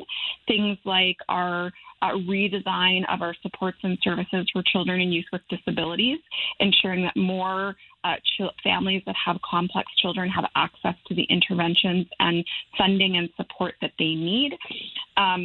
There's also really exciting things happening in our government for families so that they don't have to tell their story over and over again. They don't need to be bumped between ministry to ministry to fill out endless paperwork. We are launching our Connected Services BC, which means that individuals and families have one door to access government services. So they tell their story once, and then it's government's responsibility to align and coordinate services around the one family experience, instead of a family having to navigate multiple different systems. So that's sort of the high level approach that we are taking. The action plan and the outcomes framework is all available online, and we've launched an engagement. And so, if folks have feedback and see places where we need to make adjustments, there's certainly a place for that, and we'll continue conversations around this really important work.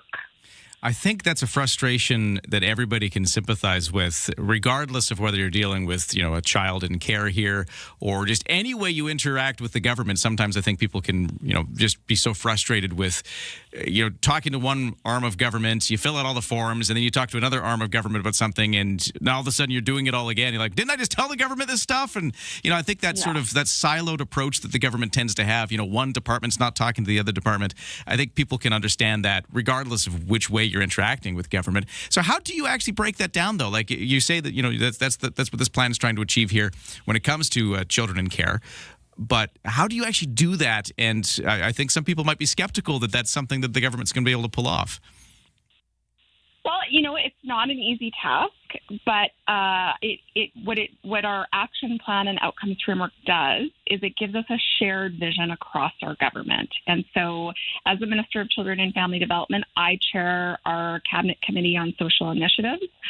My Deputy Minister chairs a Deputy Minister Project Board, where we have created governance structures to ensure that decision makers are responsible for keeping that shared vision at the forefront of everything that we do. It is a part of our mandate to make sure that we are following through and accomplishing those things. And if we're not seeing the results we hoped for, we use that information to adjust our approach and how services are delivered and resources are used. Government's also accountable to independent oversight. The representative for children and youth, for example, really asked for government to take this more whole of government approach. I'll also say, I read the Don't Look Away report before I became the Minister of Children and Family Development. I was a service deliverer. I am a mom. I have 2 children. That I have a child with disabilities and a child that has experienced mental health challenges. And so I understand how our services work and how they don't work. And one of the things that has stuck with me in the Don't Look Away report was that there were multiple opportunities for people, community members, government organizations to intervene in a family's life when things were starting to not go well, when crisis started to occur, and even before crisis started to occur. So the Child and Youth Wellbeing and Action Plan is about our collective responsibility in government, but also our collective responsibility as a whole. Government can't do it alone.